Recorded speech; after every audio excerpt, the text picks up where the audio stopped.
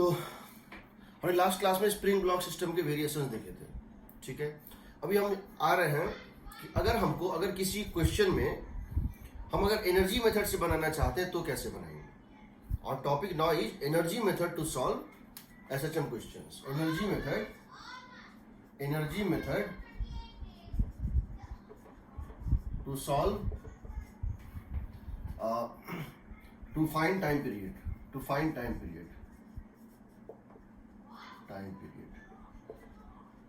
of SHM.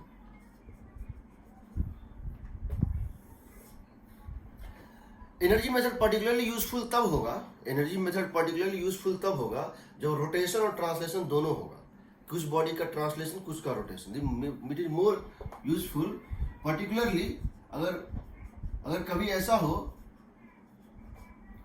if both translation and rotation are involved.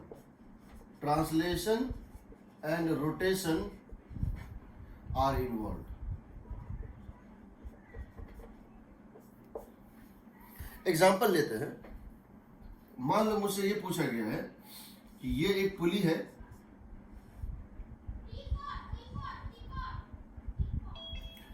इस पुली का moment of inertia है I। इस पुली का मोमेंट ऑफ इनर्शिया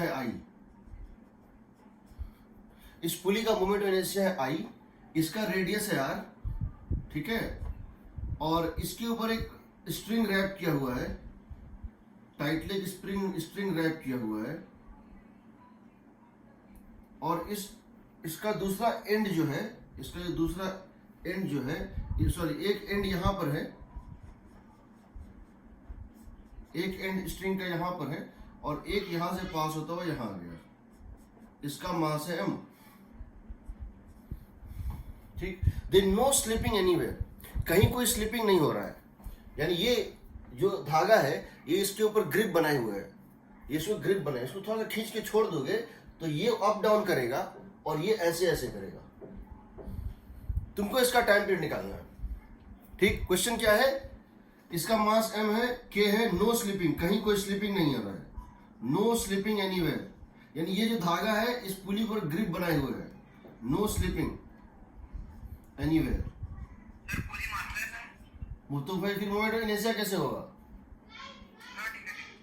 तो पूछा गया है कि इसका टाइम पीरियड निकालना है। अब तक पुली मासलेस होता था, आइडियल होता था, तो कोई दिक्कत नहीं था, सिर्फ एक मास था, मास बट अब तो यहाँ भी है।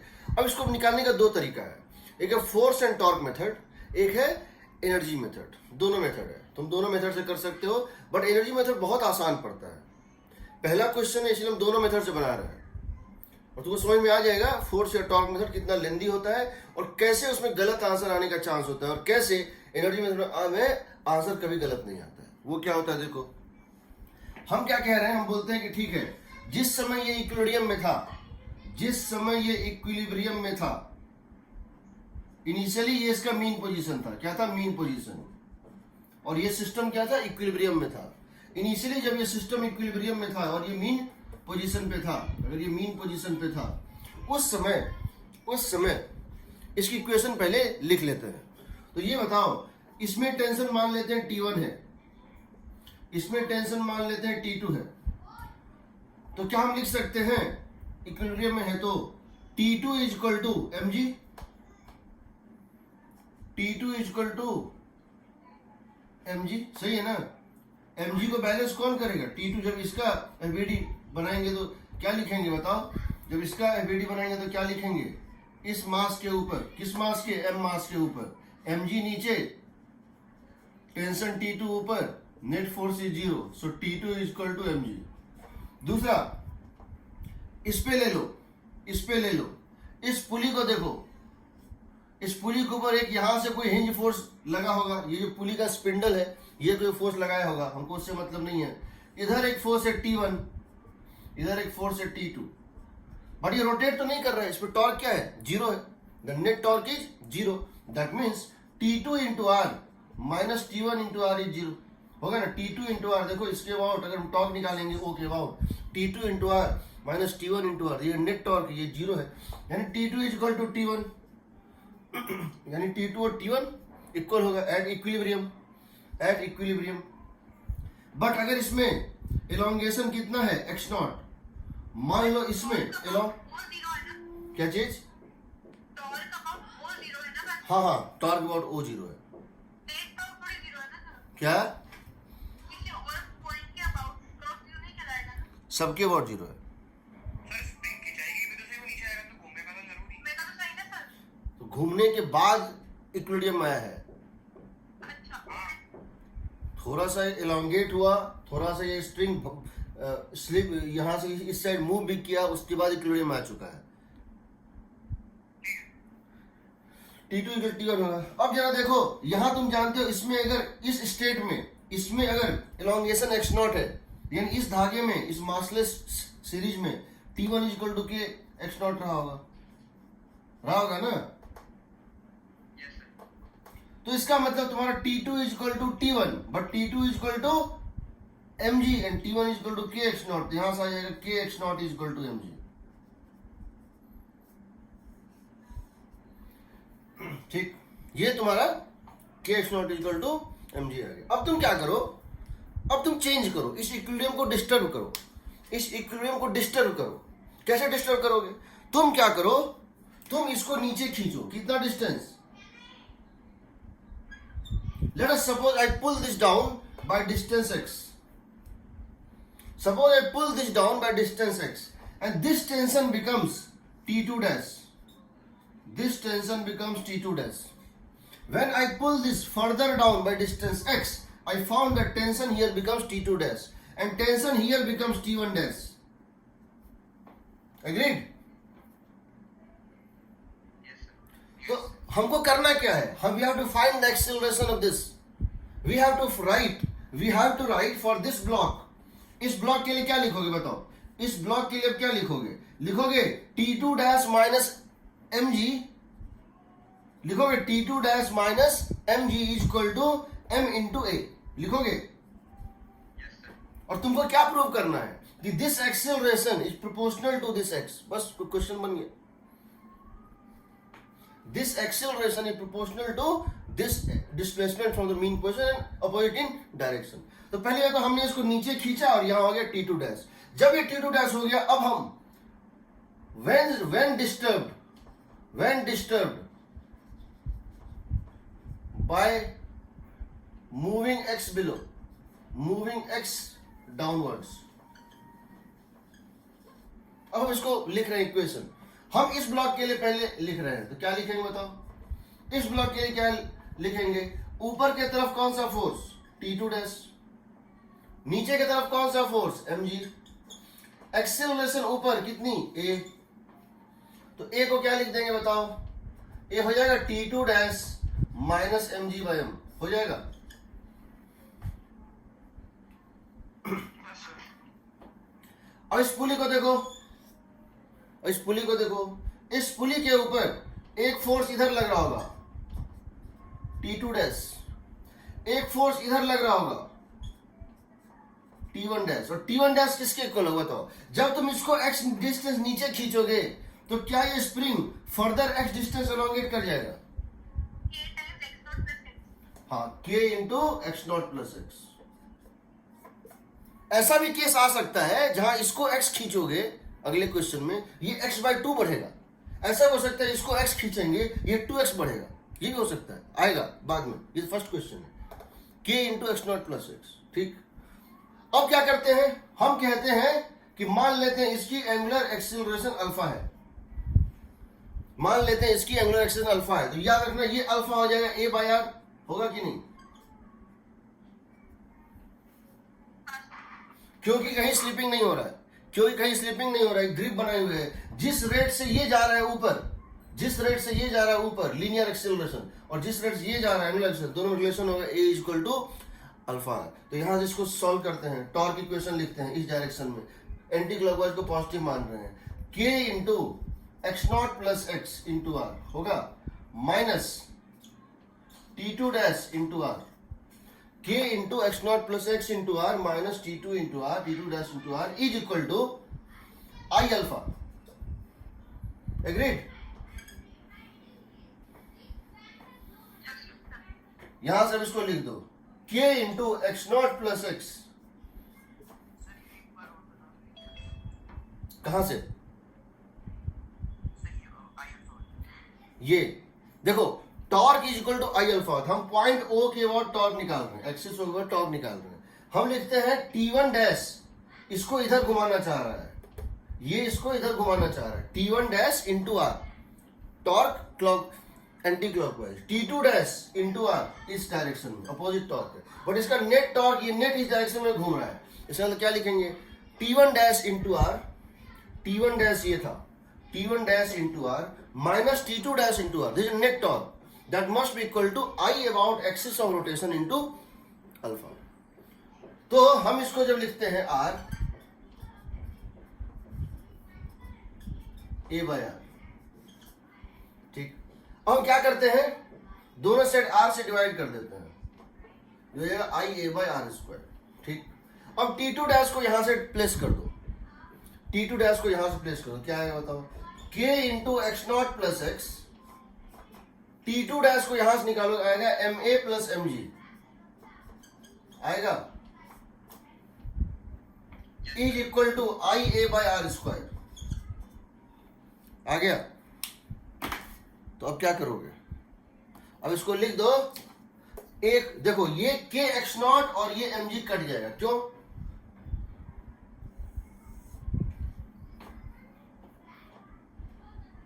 कट जाएगा, आ जाएगा KX minus MA, KX minus MA is equal to IA by R square. यहां से आएगा A is equal to KX divided by M plus I by R square होगा। यहां माइनस साइन तो पहले से है, क्योंकि तुमने जिधर x माना था उसके अपोजिट निकाला है, एक्सेलरेशन तो मैग्नीट्यूड निकाला था, यानी ओमेगा कितना आ गया बताओ?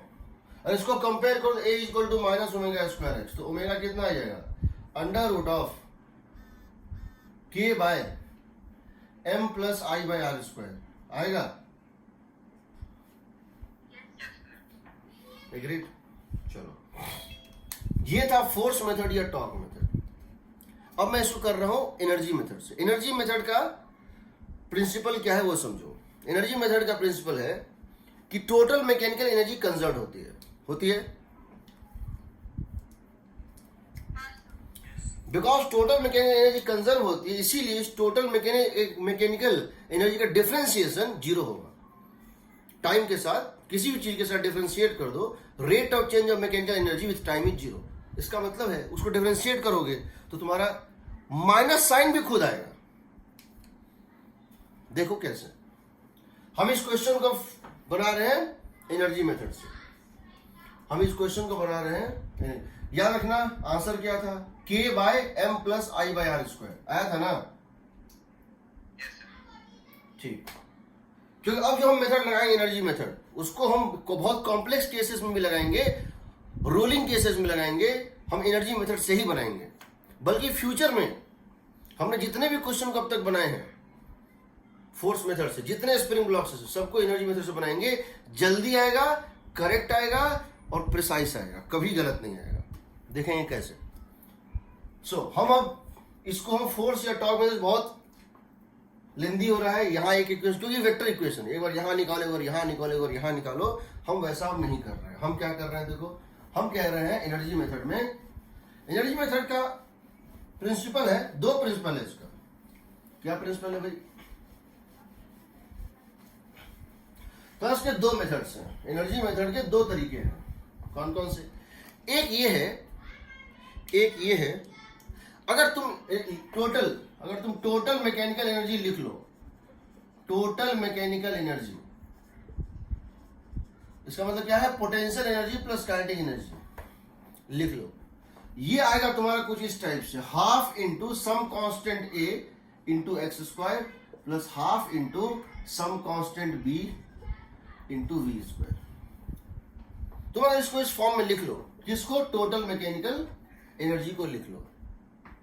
तो उस केस में तुम dE बाई dt करोगे तो क्या आएगा? a बाई 2 बाहर, एक्स स्क्वायर को डिफरेंशिएट करना है टाइम के साथ, 2x into D X by D T होगा।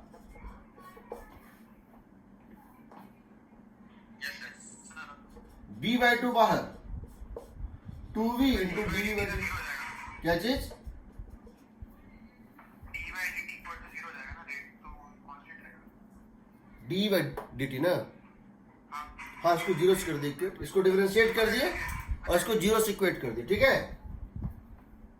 ये और ये कट गया, ये और ये कट गया। ये बताओ dx/dt क्या होता है? v, yes sir. ये हो गया v। तो बताओ v कॉमन नहीं चला है दोनों में, यहां भी v है यहां भी v है, v भी कट गया, हाँ सर। तो कितना आ गया? ax v तो कट चुका है, v तो कट गया, ax प्लस ba, ये क्या है? एक्सेलरेशन, ये जीरो, तो एक्सेलरेशन कितना हो गया? Minus a/b into x. Yes sir. तुम डायरेक्ट यहां से लिख सकते, अगर तुम इस फॉर्म में एनर्जी को लिख लियो, this into this is a constant. अगर तुम्हारा किसी भी जगह पे एनर्जी इस फॉर्म में चला आया, सीधे तुम्हारा टाइम पीरियड आ जाएगा omega is equal to under root of a/b। या तुम इसको इमेजिन करो एक डायग्राम में, हाफ के X square plus half M V square, half के X square plus half M V square. Omega क्या होता है? Under root K by M. Omega होता तो के हाफ के एक्स स्क्वायर, के की जगह ये है, एम की जगह ये है, A by B, root A by B, omega हो जाएगा under root A by B. जैसे ये क्वेश्चन देखो, हमारा ये क्वेश्चन जो था,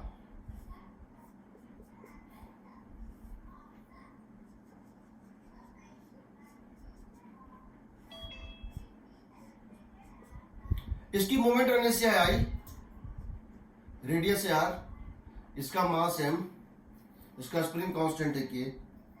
आपने क्या किया? इसको नीचे खींचा बाय अमाउंट, आपने इसको नीचे खींचा बाय अमाउंट। पहले ये जब इक्विलिब्रियम में था, पहले जब ये इक्विलिब्रियम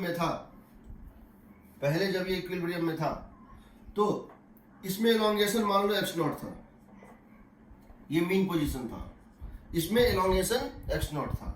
हमने इसको नीचे खींच दिया बाय अमाउंट x, किस अमाउंट से? x अमाउंट से। हमने इसको नीचे खींच दिया बाय अमाउंट x, ठीक,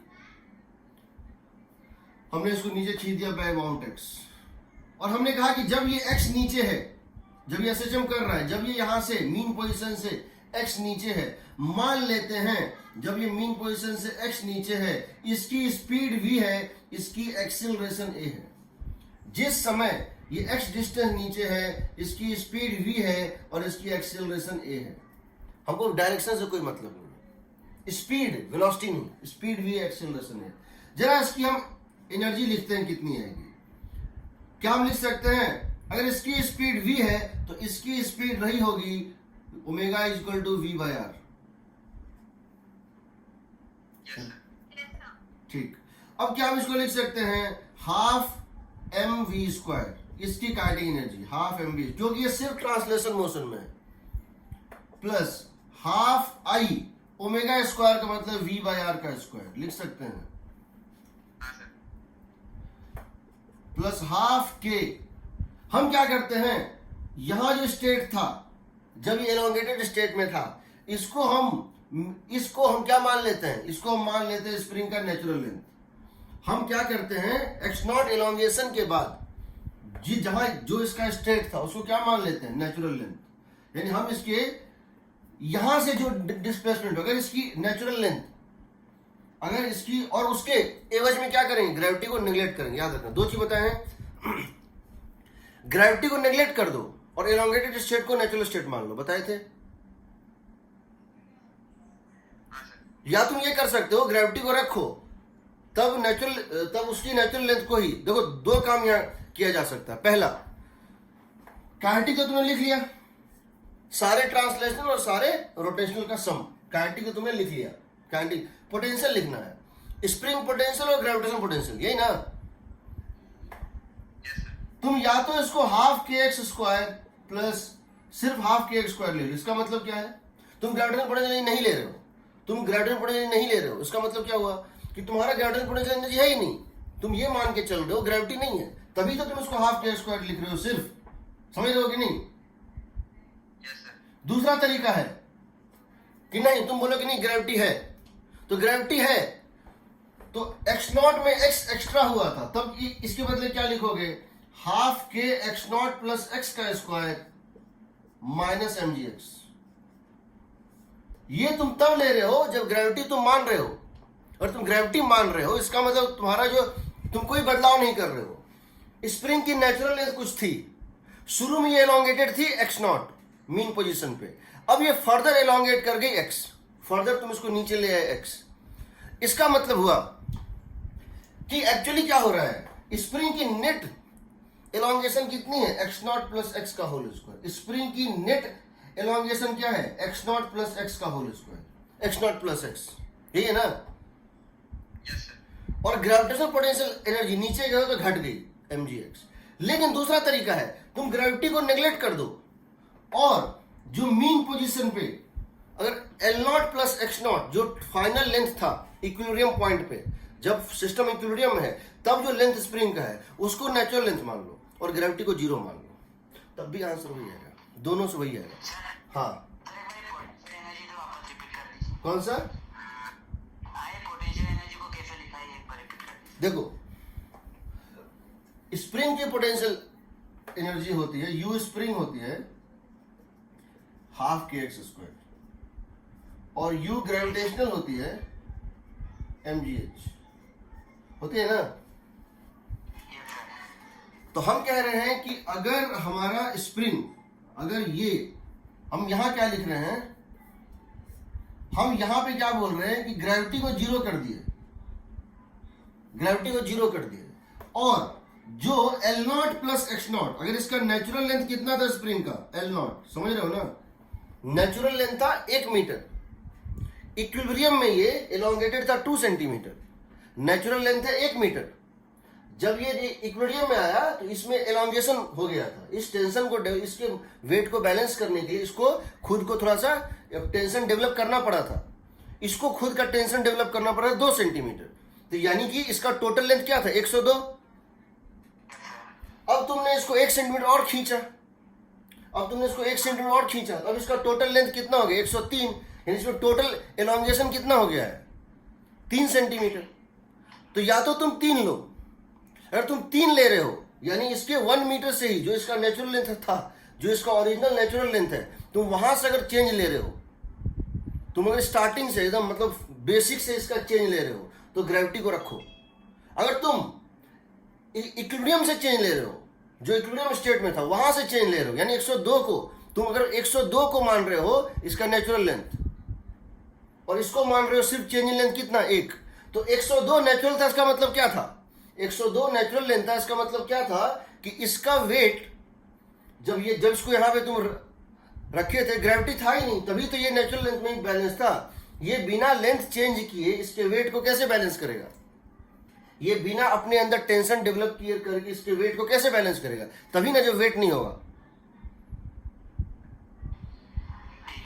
तो दोनों तरीका तुम्हारे पास है, तो मेरा मेथड मेरा तुम्हारे लिए है नेचुरल लेंथ को, इक्विलिब्रियम पॉइंट को स्प्रिंग का नेचुरल लेंथ मान लेना, तो तुम्हारा एक ही स्टेप आएगा। आ गया, तो यहां देखो, अगर तुम इसको इस तरह से लिखते हो, हम इसको दूसरे तरीके से करके दिखा देंगे, तो तुम्हारा चला है, देखो इस फॉर्म में यस सर। कितना आ गया, half m plus I by R square into V square plus half के एक्स स्क्वायर इज कांस्टेंट, है ना। Yes sir. तो ओमेगा कितना हो जाएगा,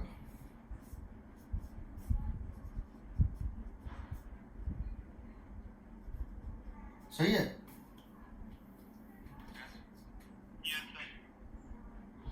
अच्छा, अगर तुम उसको दूसरे तरीके से तुमको ग्रेविटी नेग्लेक्ट करना तुमको नहीं आता, कोई बात नहीं, तुम लिखते अगर तुम ग्रेविटी को नेग्लेक्ट नहीं करते हो तब तुम क्या लिखते, तब तुम लिखते E is equal to half mv square plus half I v by r का स्क्वायर प्लस हाफ के एक्स नॉट प्लस एक्स का स्क्वायर माइनस mgx, लिखते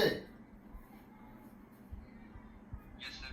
डिफरेंशिएट कर दो इसको, या एक काम करो इसको भी एक्सपेंड कर दो, E इक्वल टू लिखते half mv square plus half I by R square into V square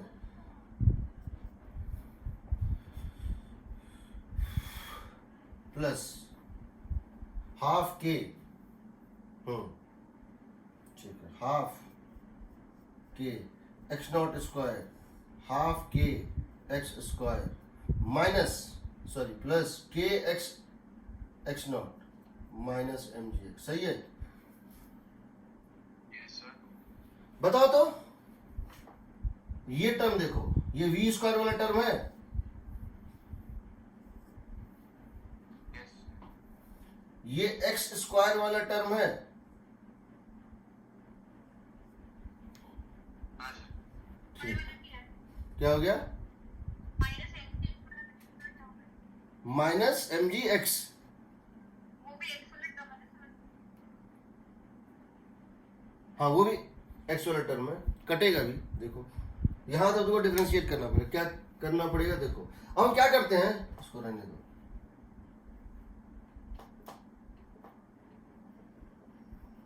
हम इसको दोनों साइड डिफरेंशिएट कर देते हैं। हम इसको दोनों साइड डिफरेंशिएट कर देते हो, क्या आएगा? डी बाई डी टी कितना आएगा? m बाई 2 बाहर, i बाई आर स्क्वायर बाहर, 2r स्क्वायर बाहर, m बाई 2 और i बाई 2r स्क्वायर बाहर। v स्क्वायर का डिफरेंशिएशन कितना होगा? 2v into a। इसका डिफरेंशिएशन 0। इसका differentiation k by 2 2x into v। X square का डिफरेंशिएशन 2x इंटू v। इसका differentiation dx by dt v।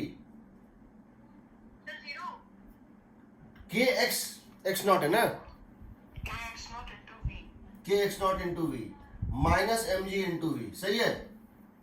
Yes sir. Yes sir. देखो यहां पर एक बहुत बड़ा ये भी होता है, प्रूफ भी होता है, एक बहुत बड़ा चेक पॉइंट होता है। v सब में कॉमन आना चाहिए, v नहीं बचना चाहिए। v सब में v बचेगा ही नहीं। या तो समथिंग इंटू एक्स, या तो समथिंग इंटू एक्स बचेगा, या समथिंग इंटू ए बचेगा। एक टर्म कांस्टेंट इंटू एक्स, एक term constant into A. Constant into V नहीं बचना चाहिए। देखो तो वी कट रहा है सब में कि नहीं? ये वी निकल गया, ये वी निकल गया, ये वी निकल गया, ये वी निकल गया, निकल गया ना? Yes sir. Yes sir. एक भी वी अगर बच रहा है, एक भी वी अगर बच रहा है तो समझ लो वहीं गलती हुआ है। उस वी को हटा दो, आंसर आ जाएगा। देखना फिर पीछे जाएगा, तुम कहीं मिस्टेक की होगी। एम जी और के एक्स नॉट कट जाएगा। हाँ सर। स्टार्टिंग में के एक्स नॉट और एम जी क्या था? इक्वल था। तो क्या आएगा बताओ? के एक्स प्लस ये 2 और 2 कट दो, K X plus m plus I by R square into A 0। यही ना? Yes sir. वहां निकल जाएगा। You can get. चलो अब इसको हम दूसरे एग्जाम्पल में ले रहे हैं जो इससे कॉम्प्लिकेटेड है, बट हम उसको एक स्टेप में निकालेंगे। ठीक है, करें स्टार्ट। Yes sir. हम मोमेंट ऑफ इनर्शिया अब हर क्वेश्चन में लेंगे, क्योंकि बिना मोमेंट ऑफ इनर्शिया आगे निकालना बहुत आसान है। वो तुम कर ही लोगे, वो तुम कर ही लोगे। हम मोमेंट ऑफ इनर्शिया वाला केस ले रहे हैं। देखो हम ये कह रहे हैं, कोई भी कॉम्प्लिकेटेड सा केस बनाते हैं, फिर हम रोलिंग पे जाएंगे, फिर हम, हाँ ध्यान बताओ। सर मुझे पूछना था कि ये एनर्जी मेथड हर जगह यूज कर सकते हैं? हर जगह, हर जगह, हर जगह, हर जगह यूज हर जगह कर सकते हैं। ठीक, बट तुम्हारा दिमाग वहां कितना काम करेगा ये तुम्हारे ऊपर है। यूज हर जगह कर सकते हैं, बट तुम कितना उसको अप्लाई कर पाओगे ये तुम्हारी स्किल पे है। हो सकता है तुमको एनर्जी तुम गेस ना कर पाओ, या एनर्जी तुम समझ ना पाओ वहां, क्योंकि तुमको सरफेस टेंशन का फोर्स आता है, सरफेस टेंशन की एनर्जी नहीं आती है। क्योंकि तुमको ये पता है बॉयंसी एक फोर्स लगाता है, बट तुम ये नहीं जानते हो कि बॉयंसी का पोटेंशियल एनर्जी क्या होता है। ठीक है, बट तुम मुझसे कहोगे, मैं तुम्हें बता दूंगा उसके पीछे की एनर्जी की कहानी क्या है। तुम हर क्वेश्चन को बना सकते हो। देखो, बल्कि मैंने देखा है कि जो आईआईटी के क्वेश्चंस आए हैं, बहुत डिफिकल्ट क्वेश्चंस, वो फोर्स मेथड की जगह एनर्जी मेथड बहुत आसानी से बने हैं। जैसे एक मैं तुम्हें इलस्ट्रेशन दूंगा इसके बाद। मैं तुम्हें इसका एक इलस्ट्रेशन दूंगा इसके बाद। एक बात और बता रहा हूं, खैर in terms of questions class में मुझे कितना टाइम मिलता है और कितने क्वेश्चंस के सोर्सेस हैं वो मेरे हाथ में नहीं है, but in terms of methods of question वो मेरे हाथ में है। हर मेथड हम बता सकते हैं, क्वेश्चंस का कोई लिमिट नहीं है, इनफाइनाइट नंबर ऑफ क्वेश्चंस है। तो उसको अगर करने लगेंगे तो सिलेबस कंप्लीट नहीं हो पाएगा, नहीं तो किया जा सकता है। तुम पूछोगे तो हम बता देंगे, कोई भी क्वेश्चन लाओगे।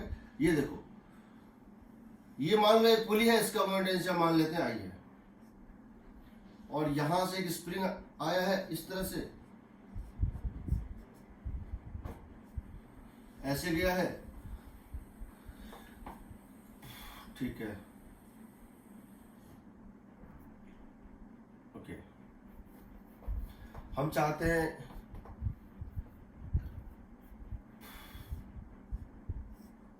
ठीक है, चलो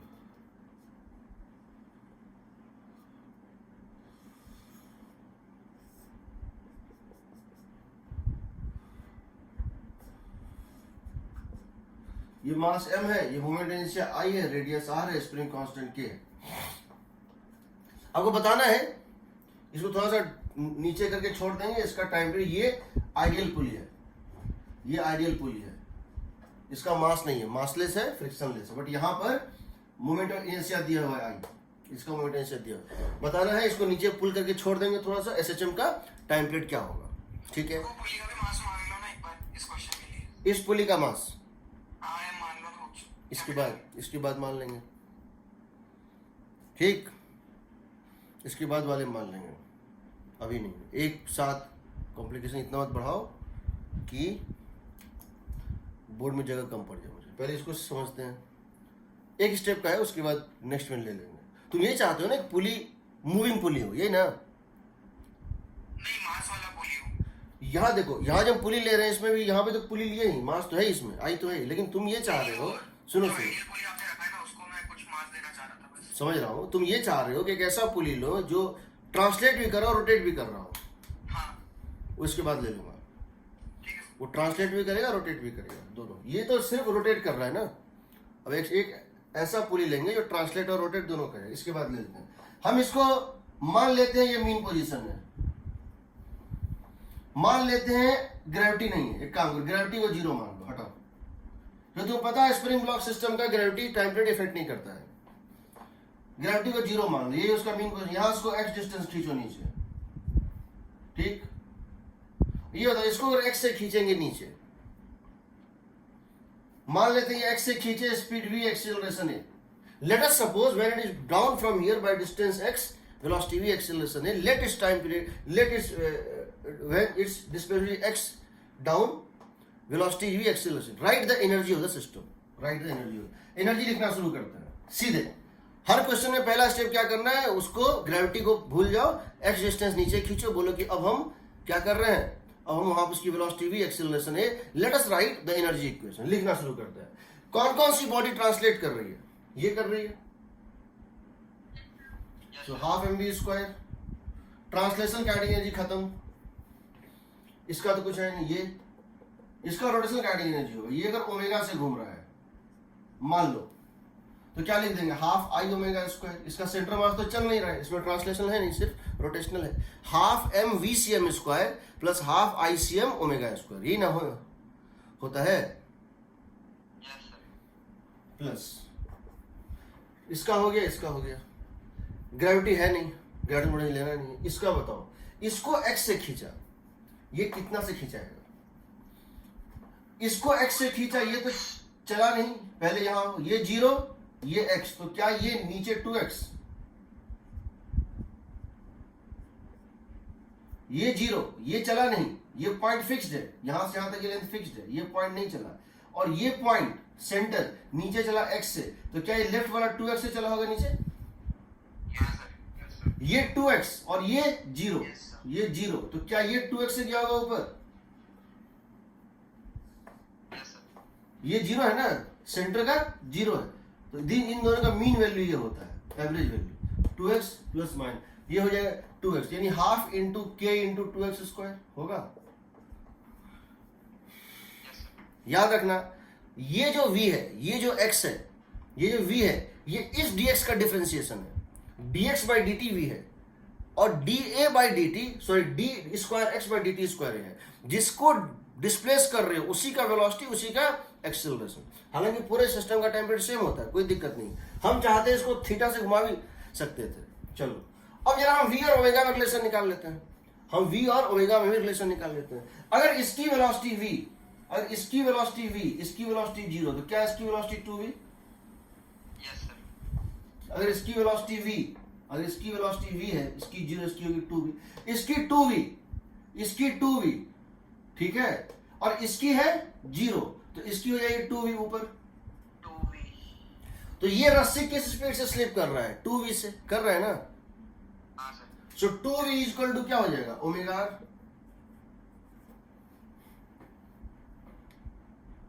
यस सर। तो ओमेगा कितना आ जाएगा?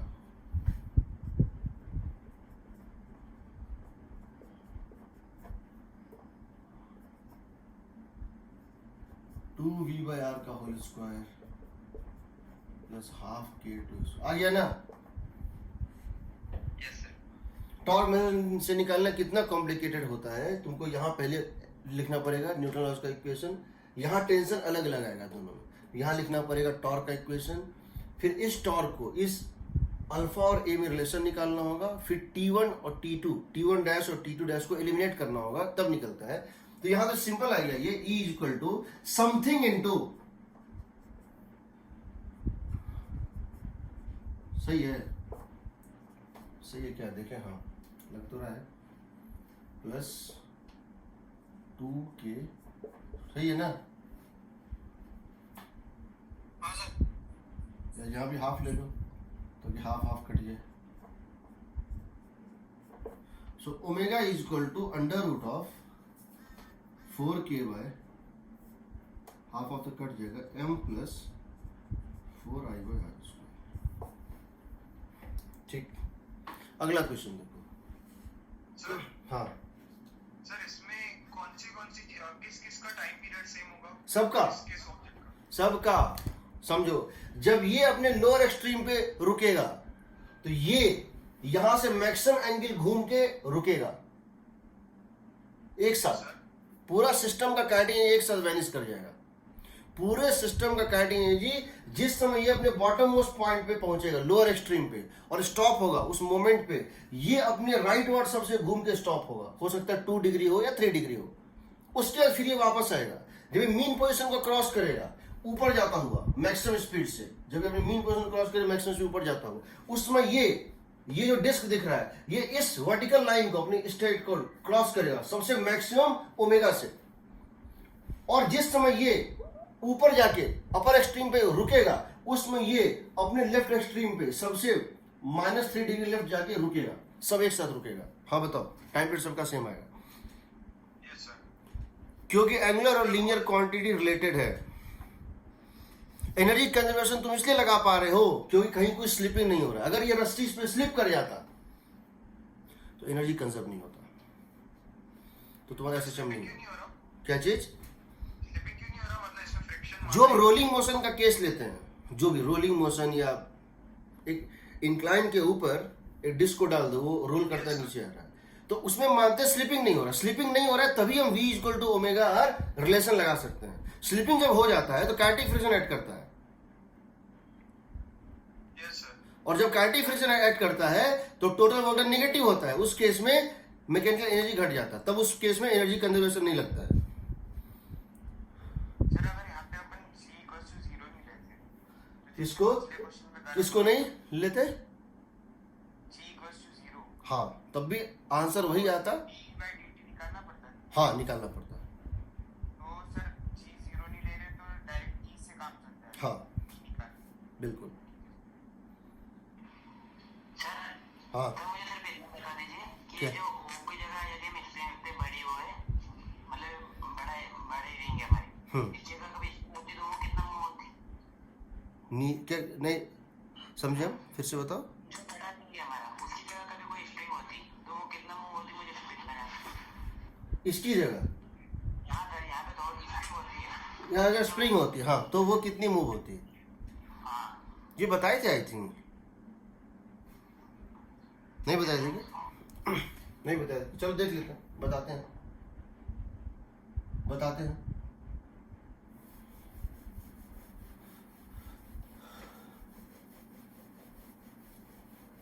तुम्हारा यही क्वेश्चन है ना कि अगर ऐसा होता तो क्या होता? देखो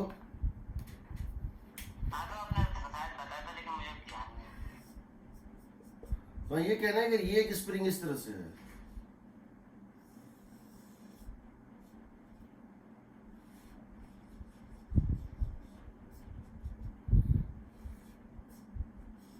ये ना हाँ सही। आइडियल मान ले इसको, आइडियल मानना पड़ेगा, नहीं तो मास वास बहुत कुछ आ जाएगा। अभी इसको हम आइडियल पुली मान रहे हैं। इसको हमने खींचा बाय डिस्टेंस x, तो बताना ये कितने से चलेगा, ये ना? ये सही। ठीक, ये बताओ इसमें अगर एलोंगेशन हुआ है y, इसको मान लो ये k2 है और ये मान लो k1 है। इसमें अगर एलोंगेशन हुआ है y, तो क्या ये पार्टिकल y डिस्टेंस ये पॉइंट ऊपर जाएगा? ये सर। अच्छा, इसमें अगर एलोंगेशन हुआ है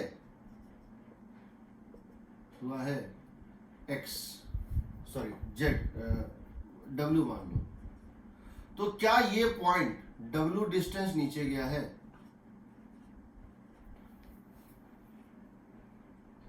ये सर।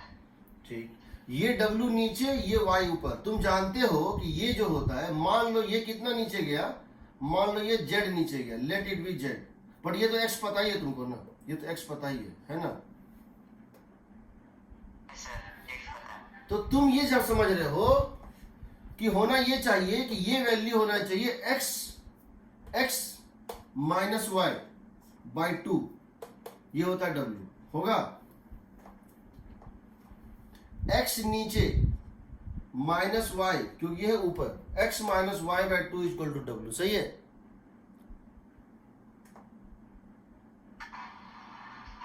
ये सर। इन दोनों का अरिथमेटिक मीन ये होता है x माइनस वाई बाई 2, यहां से आ जाएगा x minus Y is equal to 2w, ये हो गया फर्स्ट इक्वेशन। दूसरा टेंशन की बात करते हैं। इसमें टेंशन कितना है? अगर इसमें टेंशन होगा t, इसमें होगा t, तो इसमें होगा 2t। ये सर।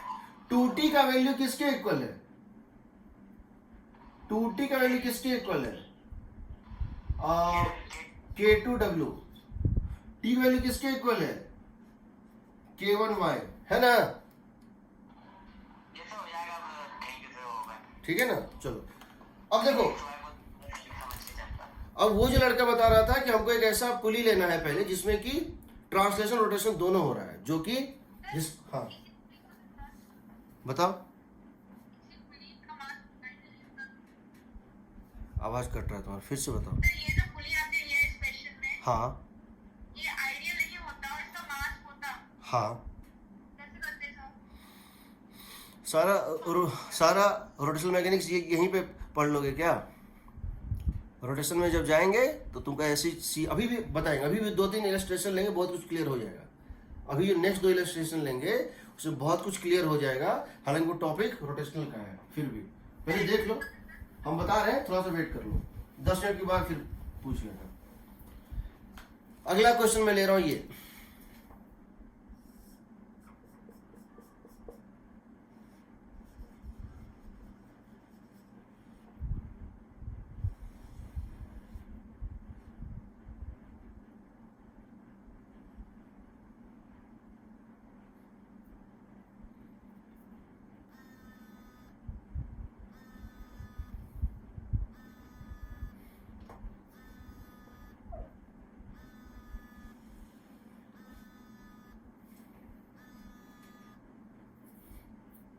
ठीक है?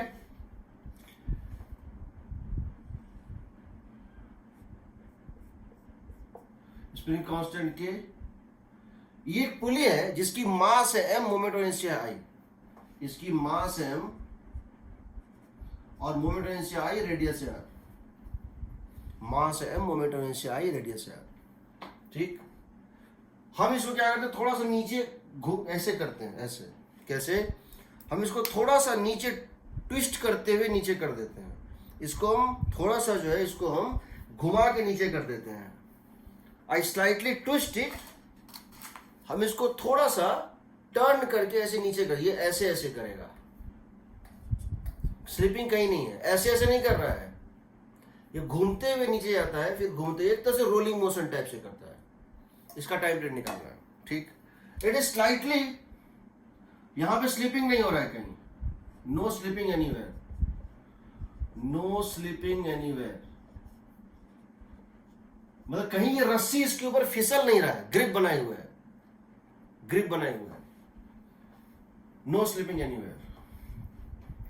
Find time period, find omega. तो क्या करेंगे, हम कहते हैं, समझो, मान लेते हैं जब ये यहां से कितने डिस्टेंस नीचे है, मान लेते हैं ये जब यहां से x डिस्टेंस नीचे है, इसकी वेलोसिटी v है, एक्सेलरेशन है। मान लेते हैं जब ये x डिस्टेंस नीचे है, इसके सेंटर ऑफ मास की वेलोसिटी v है, एक्सेलरेशन जब इसका डिस्प्लेसमेंट सेंटर ऑफ मास का x है। एग्रीड, ठीक है। अब इसकी हम पहले एनर्जी लिखते हैं, एनर्जी हम पहले लिखते हैं, उस एनर्जी में जो मुझे कमी दिखती है कैलकुलेशन, वो हम फिर देखते हैं, जहां जहां फंसते हैं वहां फिर उसको कैलकुलेट कर लेते हैं। एनर्जी होगी total kinetic energy plus total potential energy. Kinetic energy का मतलब है half, translational kinetic energy half m VCM square, half m VCM square, समझ रहे हो ना, इसका सेंटर मास x से गया तो v था और a था, half m VCM square plus half I moment of inertia into omega square. मान लेते हैं इसका ओमेगा इस टाइप से, half m VCM square plus half ICM into omega square. ये हो गया ट्रांसलेशनल, ये हो गया रोटेशनल, प्लस ग्रेविटी का मान ही नहीं है। स्प्रिंग कितना एलोंगेट करेगा, सो अगर हम इसको x डिस्टेंस नीचे खींचेंगे, स्प्रिंग कितना एलोंगेट कर जाएगा, 2x करेक्ट, क्योंकि ये तो चला नहीं, देखो ये तो फिक्स लेंथ है, ये रेस्ट पे रहा, ये x से गया, ये रेस्ट पे रहा, ये पॉइंट नहीं मूव किया, ये x से मूव किया, इसको 2x से मूव करना पड़ेगा, plus half k 2x square आ गया। अब तुमको ओमेगा तो निकालना पड़ेगा, क्योंकि हमारा ये x जो है और सब कुछ इस x और इसके v के क्रम में लिखना पड़ेगा। अब देखो ओमेगा कैसे निकालेंगे, तुम्हारा ये पुली है, तुम्हारा ये पुली है, इस पुली की दो स्पीड है, एक है VCM, एक है VCM, और दूसरी इसकी स्पीड है वो है ओमेगा। एग्रीड। और ये धागा इस तरह से है, और ये धागा इस तरह से है। अब समझो ये धागा रेस्ट पे है, ये पॉइंट तो धागे का रेस्ट पे है ना, तो ये पॉइंट भी रेस्ट पे होगा,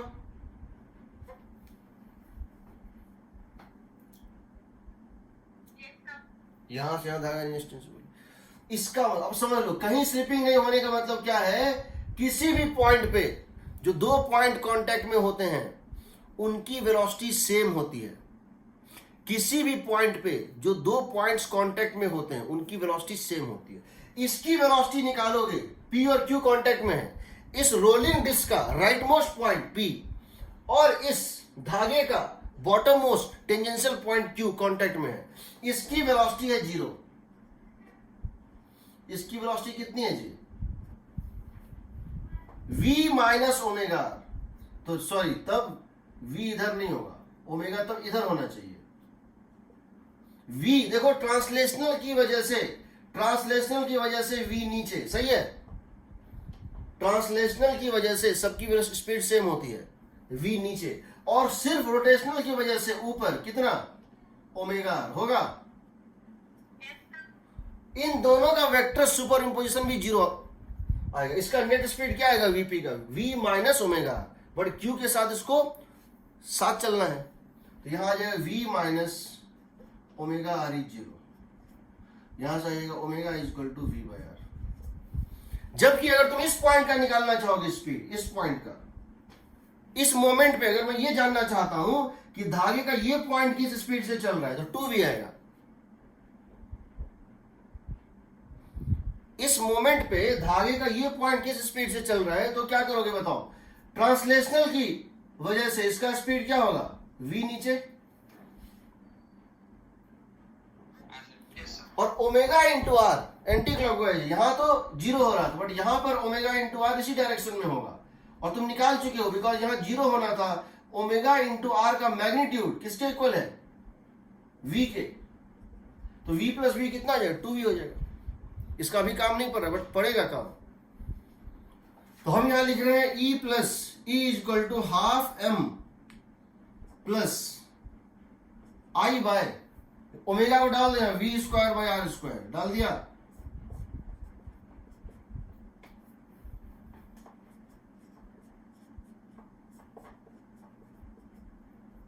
आ गया? Yes, sir. You can get the time period. चलो एक और क्वेश्चन लेते हैं, इससे भी कॉम्प्लिकेटेड, इससे भी कॉम्प्लिकेटेड। तब हम आएंगे रोलिंग पे, तब हम आएंगे रोलिंग पे, ठीक है?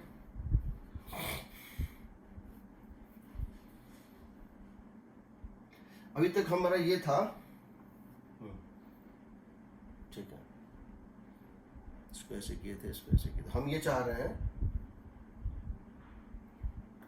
चलो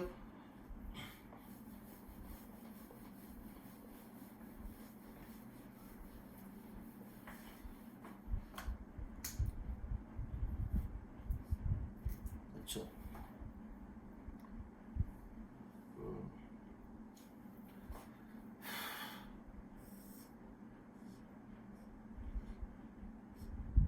यहाँ स्प्रिंग लगा हुआ है,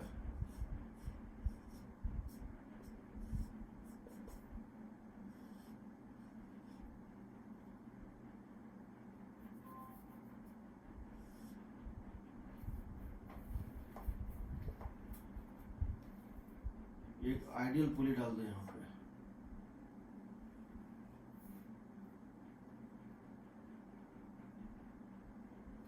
ठीक,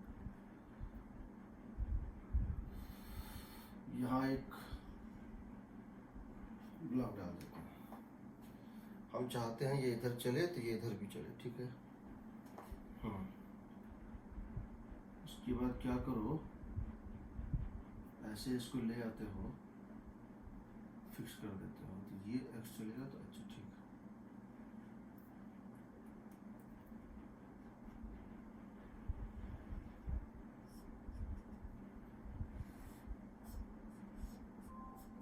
ठीक है, स्प्रिंग कांस्टेंट है के, इसकी मास है m1, इसकी मास है m2, इसकी मास है m, मोमेंट ऑफ इनर्शिया है I, रेडियस है r, ठीक है? एसएचएम का टाइम पीरियड निकालना है, ठीक? तो क्या करते हैं, ग्रेविटी को नेगलेक्ट किया, सब कुछ किया, मान लिया ये x डिस्टेंस लेफ्ट गया और इसकी स्पीड है v1, इसकी स्पीड कितनी है? v1, एक्सेलरेशन है a1। एग्रीड?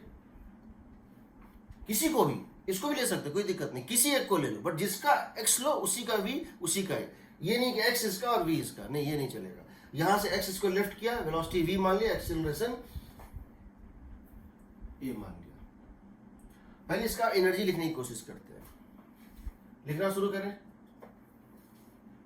ग्रेविटी नहीं है, सबसे पहले किसका लिखे? एनर्जी। पोटेंशियल लेके खत्म करते हैं, हाफ के एक्स स्क्वायर, सही है? ये होगा ना? Yes.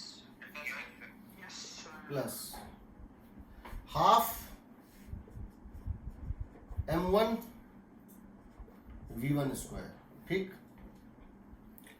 इसकी स्पीड v1, इसकी स्पीड v1, इसकी स्पीड v1, इसकी स्पीड 0, तो इसकी स्पीड कितनी? 2v1। दिस नहीं, सही है, v1/2 होगा, V1/2 करेक्ट करेक्ट, v1/2। तो प्लस हाफ m2 v1/2 का स्क्वायर, इसका भी हो गया रोटेशनल, इसका भी ट्रांसलेशनल। अब इसका होगा दोनों, इसका होगा दोनों स्पीड, ट्रांसलेशनल भी और रोटेशनल भी होगा ना। इसका दो स्पीड होगा, एक होगा VCM इधर, एक होगा VCM इधर, और एक होगा ओमेगा ऐसे। ये बताओ इस पॉइंट पे क्या इसकी नेट वेलोसिटी 0 चाहिए? Yes sir. अच्छा, VCM किसके इक्वल है? v1/2 है। VCM क्या है? v1/2 है। देखो यस सर। यहां पर P और Q को अगर हम मिलाएं, P VP equal to VQ कर दें, तो VP तो तुम्हारा 0 है और VQ है VCM माइनस ओमेगा आर, यानी VCM का मतलब v1/2 माइनस ओमेगा आर। तो यहां से ओमेगा कितना हो जाएगा? v1/2 आर हो जाएगा। Yes sir. हाफ m का मतलब क्या है? m। VCM स्क्वायर का मतलब है v1/2 का whole square plus half ICM, omega मतलब है v1/2 आर का होल स्क्वायर। आ गया ना? Yes sir. एक x something into X square plus बहुत बड़ा bracket something into v1 square. ये v1 तो dx/dt था, तो निकल गया टाइम पीरियड। चलो हम रोलिंग का क्वेश्चन ले रहे हैं, रोलिंग का क्वेश्चन ले रहे हैं, ठीक है। और रोलिंग में देखना कितनी आसानी से हम निकालेंगे टाइम पीरियड, और बहुत कुछ निकालेंगे। टाइम पीरियड निकालना तुम कुछ भी निकाल सकते हो। मान लो तुम्हारा ये निकल गया, suppose you have got this, omega निकल गया ना यहाँ। Yes sir. तुमसे मैं ये क्वेश्चन नहीं पूछ रहा हूं, तुमसे मैंने क्वेश्चन क्या पूछा है? ग्रेविटी नहीं है। जब ये यहां से x डिस्टेंस नीचे है तो इसकी एक्सीलरेशन कितनी है? तो जब तुम्हारा ओमेगा निकल गया तो ओमेगा स्क्वायर एक्स एसएम है ना, यस सर। हाँ सर। Omega square x. हाँ सर। अगर मैं तुमसे ये पूछूं कि जब ये यहां से x डिस्टेंस लेफ्ट है तो इसमें टेंशन कितना है, क्या करोगे? जब ये यहां से अपने मीन पोजीशन से x डिस्टेंस लेफ्ट है, इसमें टेंशन कितना है? सोचिए क्या करेंगे? कुछ नहीं करना है। जब ये अपने यहां से x डिस्टेंस लेफ्ट है, इसकी एक्सीलरेशन है ओमेगा स्क्वायर एक्स, यही है ना? Yes sir. क्यों है? एक्सीलरेशन तो तुम समझ गए कि राइट वर्ड होगी, अगर लेफ्ट है तो राइट, राइट है तो लेफ्ट। लेकिन क्यों है? क्योंकि दो फोर्स ऐड कर रहे थे, एक टेंशन और एक kx, सही है? Yes sir. तो kx minus T is m into m1 into omega square x. हाँ सर। तो टेंशन निकल गया ना, function of x। Yes sir. अभी देखो रोलिंग में इसको तुम समझ जाओगे। देखना रोलिंग में, रोलिंग ही नहीं, मैं एक चीज बता देता हूं। जब तुमको रोटेशनल मैकेनिक्स पढ़ाएंगे, जब तुमको रोटेशनल मैकेनिक्स पढ़ाएंगे तो तुमको ये बताएंगे, कभी भी क्वेश्चन को बनाने का जो तरीका होता है, क्वेश्चन को बनाने का 4 तरीका होता है, समझ लो। एक होता है काइनेमेटिक्स से, दूसरा होता है न्यूटन्स लॉस से, पहला काइनेमेटिक्स, दूसरा न्यूटन्स लॉस, तीसरा एनर्जी कंजर्वेशन, और चौथा एंगुलर मोमेंटम कंजर्वेशन या मोमेंटम कंजर्वेशन, जैसा केस हो। सबसे डिफिकल्ट मेथड काइनेमेटिक्स का मेथड, सेम क्वेश्चन बनाने का दूसरा मेथड न्यूटन्स लॉस, उससे थोड़ा आसान बट अभी भी डिफिकल्ट। एनर्जी मेथड उससे भी आसान, और सबसे कॉम्प्लिकेटेड कौन होता है? सबसे आसान कौन होता है? एंगुलर मोमेंटम कंजर्वेशन या मोमेंटम कंजर्वेशन, एक स्टेप का होता है। एक ही क्वेश्चन बनाने का चारों तरीका है। जैसे मैं तुमसे, और एक बात याद रखना, एनर्जी स्केलर क्वांटिटी है, मानते हो? Yes sir. सो डायरेक्शंस कोई मतलब नहीं है, तो उसका इक्वेशन लिखना आसान है। एनर्जी के इक्वेशन को डिफरेंशिएट कर दोगे, एनर्जी के इक्वेशन को डिफरेंशिएट कर दोगे तो एक्सेलरेशन दे देगा हमेशा हमेशा।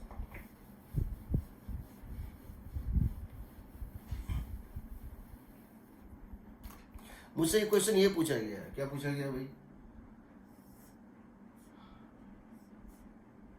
अभी मैं आइडियल पुली है, दूसरा पुली है,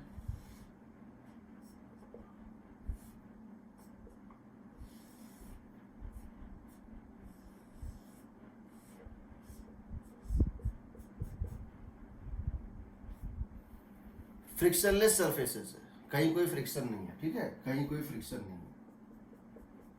इसकी मास है m, मास है कैपिटल। जब ये h डिस्टेंस नीचे चला जाएगा, जब ये h डिस्टेंस नीचे चला जाएगा तो बताना है इसकी स्पीड कितनी होगी। कैसे निकालोगे?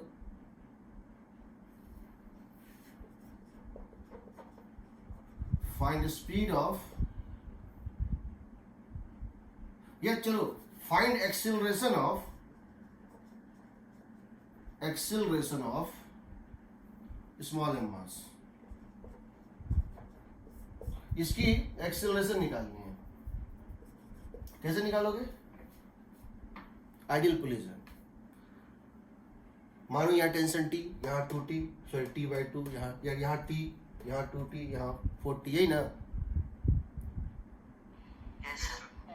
फिर यहाँ इक्वेशन लिखोगे, यहाँ इक्वेशन लिखोगे, फिर दोनों से टेंशन को एलिमिनेट करोगे, यही ना? दूसरा तरीका, मान लो ये डिस्टेंस x नीचे गया, इसमें टेंशन T, इसमें T, इसमें T, इसमें 2T, ये पूरे में T, T, 2T, ये पूरे में 2T, 2T, 2T, 4T। अगर ये x नीचे जाएगा, ये 4x राइट जाएगा, सही है? अगर इसकी स्पीड v होगी, इसकी स्पीड 4v होगी, सही है? कुछ नहीं है, एनर्जी लिख लो, वर्क एनर्जी थ्योरम लगा। इस पूरे सिस्टम पे किसने वर्क किया? टेंशन ने कोई वर्क नहीं किया। टेंशन का वर्क डन पूरे सिस्टम पे हमेशा 0 आता है। टेंशन ने कोई वर्क नहीं, वर्क किसने किया? ग्रेविटी ने। इसके ऊपर तो वो भी नहीं, इसने कितना? mgx। Work done by gravity is k final minus k initial. Agreed? Gravity ने कितना वर्क किया? इसी को वर्क किया, और तो किसी का किया, और तो सबका सेंटर मास वही लेवल पे रहा। mg इंटू एक्स होगा half m v square plus half capital M into 4v square होगा। दोनों साइड डिफरेंशिएट कर दो, एक्सेलरेशन चलाएगा।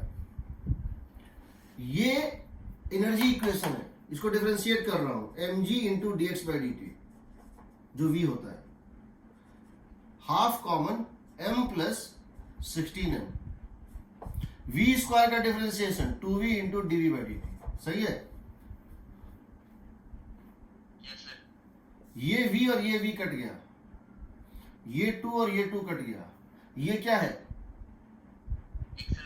एक्सेलरेशन आएगा mg by m plus 16m। निकाल के देख लेना, न्यूटन लॉ से यही आएगा, न्यूटन लॉ से निकाल के देख लेना, यही आएगा। एनर्जी के एक्सप्रेशन को डिफरेंशिएट करने पे फोर्स का एक्सप्रेशन देता है। क्यों देता है? बिकॉज F इक्वल टू होता है माइनस du बाई dx, होता है ना?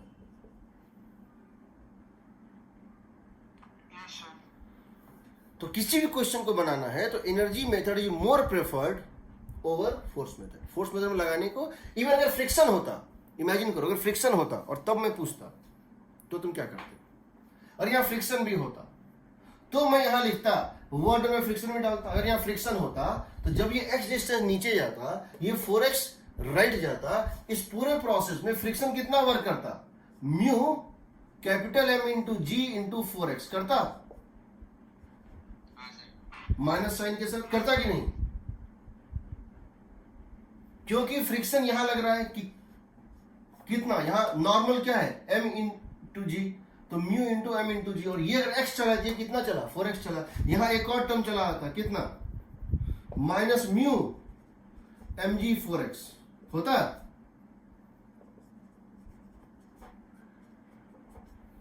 अब इसको डिफरेंशिएट क्या आता है, minus mu M G into 4, minus mu M G into 4 into D X by D T is V होता, और फिर v कट जाता, v जो है कट जाता, तो क्या निकलता, यहां पे एक और टर्म चला आता, प्लस म्यू इंटू 4mg होता ना, सॉरी यहां होता माइनस म्यू इंटू 4mg होता ना, देखो तो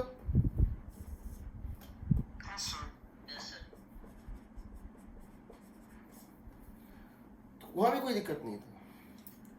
तो अभी तुमको हम वही बता रहे हैं, Sir, इससे भी आसान मेथड है, इससे भी आसान मेथड है एंग्लो मोमेंटम कंजर्वेशन।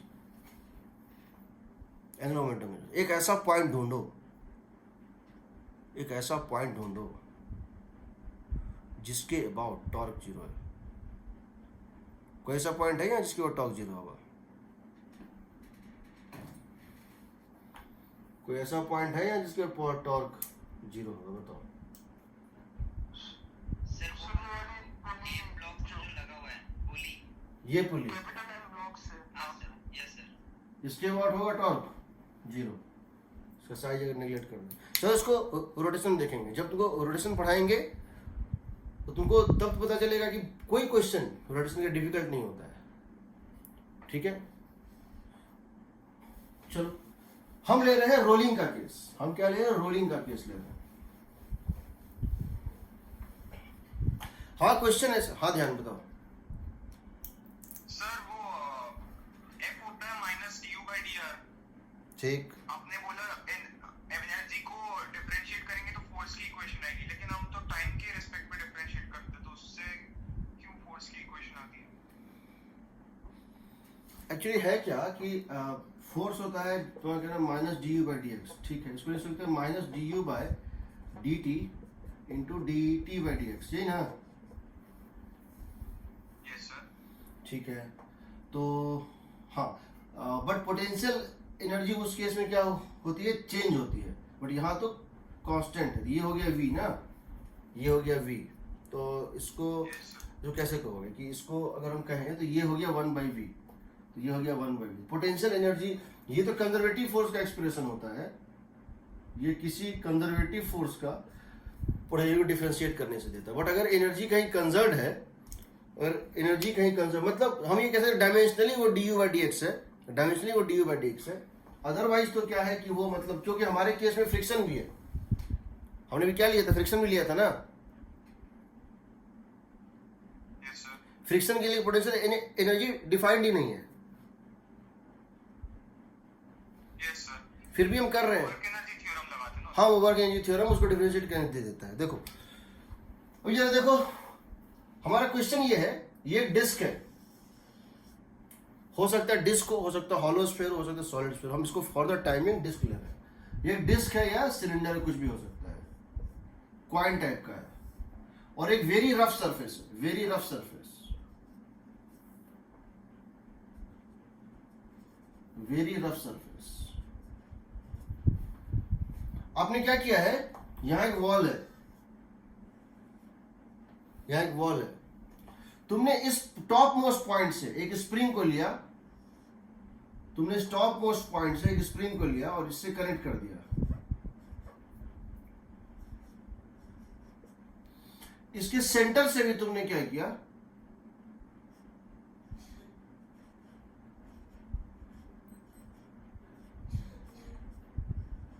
कनेक्ट कर दिया।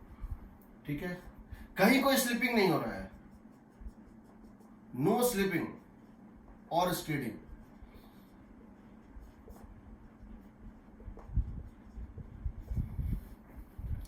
इसकी मास है m, ये डिस्क है जिसकी मास है m, रेडियस है r, तो मोमेंट एनर्जी इसका पता होता है, हमारा स्क्वायर बाय 2 होता है। इसको मैं क्या कर रहा हूं, इसको मैं क्या कर रहा हूं, ऐसे करके घुमा के छोड़ देता हूं, ऐसे घुमाता हूं इसको और छोड़ देता हूं, तो ये इस सरफेस के ऊपर ऐसे ऐसे ऐसे ऐसे ऐसे चम करता है। समझ रहे हो ना? मुझे इसका टाइम पीरियड निकालना है, मुझे इसका टाइम पीरियड निकालना है। तो मैं क्या करूंगा, देखो मैं क्या करूँ, मुझे इसको घुमा, तो मैं कह रहा हूं ये रोलिंग विदाउट स्लिपिंग है, rolling without slipping, rolling without slipping. ऐसा नहीं कि ऐसे ऐसे कर रहा है, ऐसे घूम रहा है, ऐसे घूम रहा है, रुक रहा है, फिर ऐसे आ रहा है, फिर ऐसे आ रहा है, ऐसे ऐसे, रोलिंग विदाउट स्लिपिंग। इसका टाइम पीरियड निकालना है। तो क्या करते हैं, ये तो इसका मीन पोजीशन था, इसको कुछ करना ही नहीं है, यहाँ कुछ था ही नहीं। मान लेते हैं किसी मोमेंट पे ये घूमा, किसी मोमेंट पे ये घुमा और यहां पहुंचा। मान लेते हैं जब ये अपने मीन पोजीशन से कुछ डिस्टेंस राइट है, मान लेते हैं जब अपने मीन पोजीशन से कुछ डिस्टेंस राइट है, इसके सेंटर मास की वेलोसिटी vcm है, एंगुलर वेलोसिटी इसकी, और इसकी ओमेगा इतनी है, इसकी एक्सेलरेशन इतनी है, और इसकी डिस्प्लेसमेंट सेंटर ऑफ मास की x है। जब इसके सेंटर ऑफ मास का डिस्प्लेसमेंट x है, जब इसके सेंटर मास का डिस्प्लेसमेंट x है, उस इंस्टेंट पे मान लेते हैं कि सेंटर मास की वेलोसिटी v है और सेंटर मास की एक्सेलरेशन a है और उसकी एंगुलर वेलोसिटी ओमेगा है और एंगुलर एक्सेलरेशन अल्फा है। हमको डायरेक्शन से कोई मतलब नहीं, तुमको क्लॉक और एंटी क्लॉक को उससे कोई मतलब ही नहीं, क्योंकि हम एनर्जी इक्वेशन की बात कर रहे हैं। तो मान लेते हैं, let us suppose, let when centre mass is displaced by x, velocity of center mass is v, acceleration of center of mass is a, angular acceleration is omega and alpha, जो भी मानना है मान लो। अब इसकी एनर्जी लिखो, क्या लिखोगे, एनर्जी लिखो, लिखोगे हाफ m vcm स्क्वायर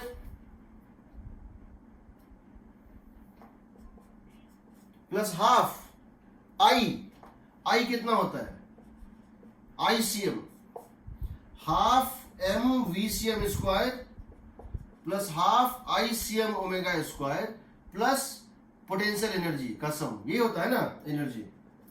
तो हाफ m vcm, जो जो ट्रांसलेशन में है हाफ m vcm स्क्वायर, जो जो रोटेशनल में है हाफ ICM ओमेगा, क्या v बाय r होगा, अगर रोलिंग मोशन है क्या ओमेगा v बाय r होगा, यस सर, प्लस प्लस इसमें एलोंगेशन कितना होगा,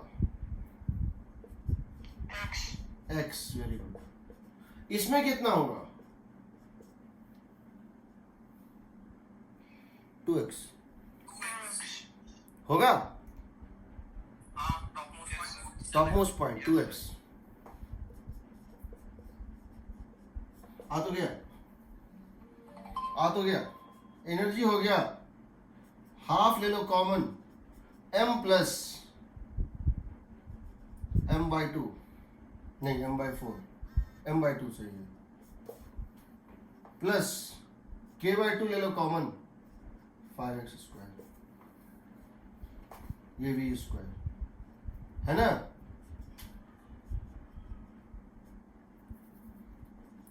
three m/4 v square plus k/2 5x square.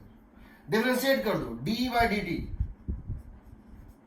कितना हो जाएगा, 3m/4 2v into a, 2v into dv/dt, sir वो 5x स्क्वायर नहीं होगा ना, ठीक है सही है, ठीक है, ये हो जाएगा 5k/2 2x इंटू dx/dt हो गया v इज 0।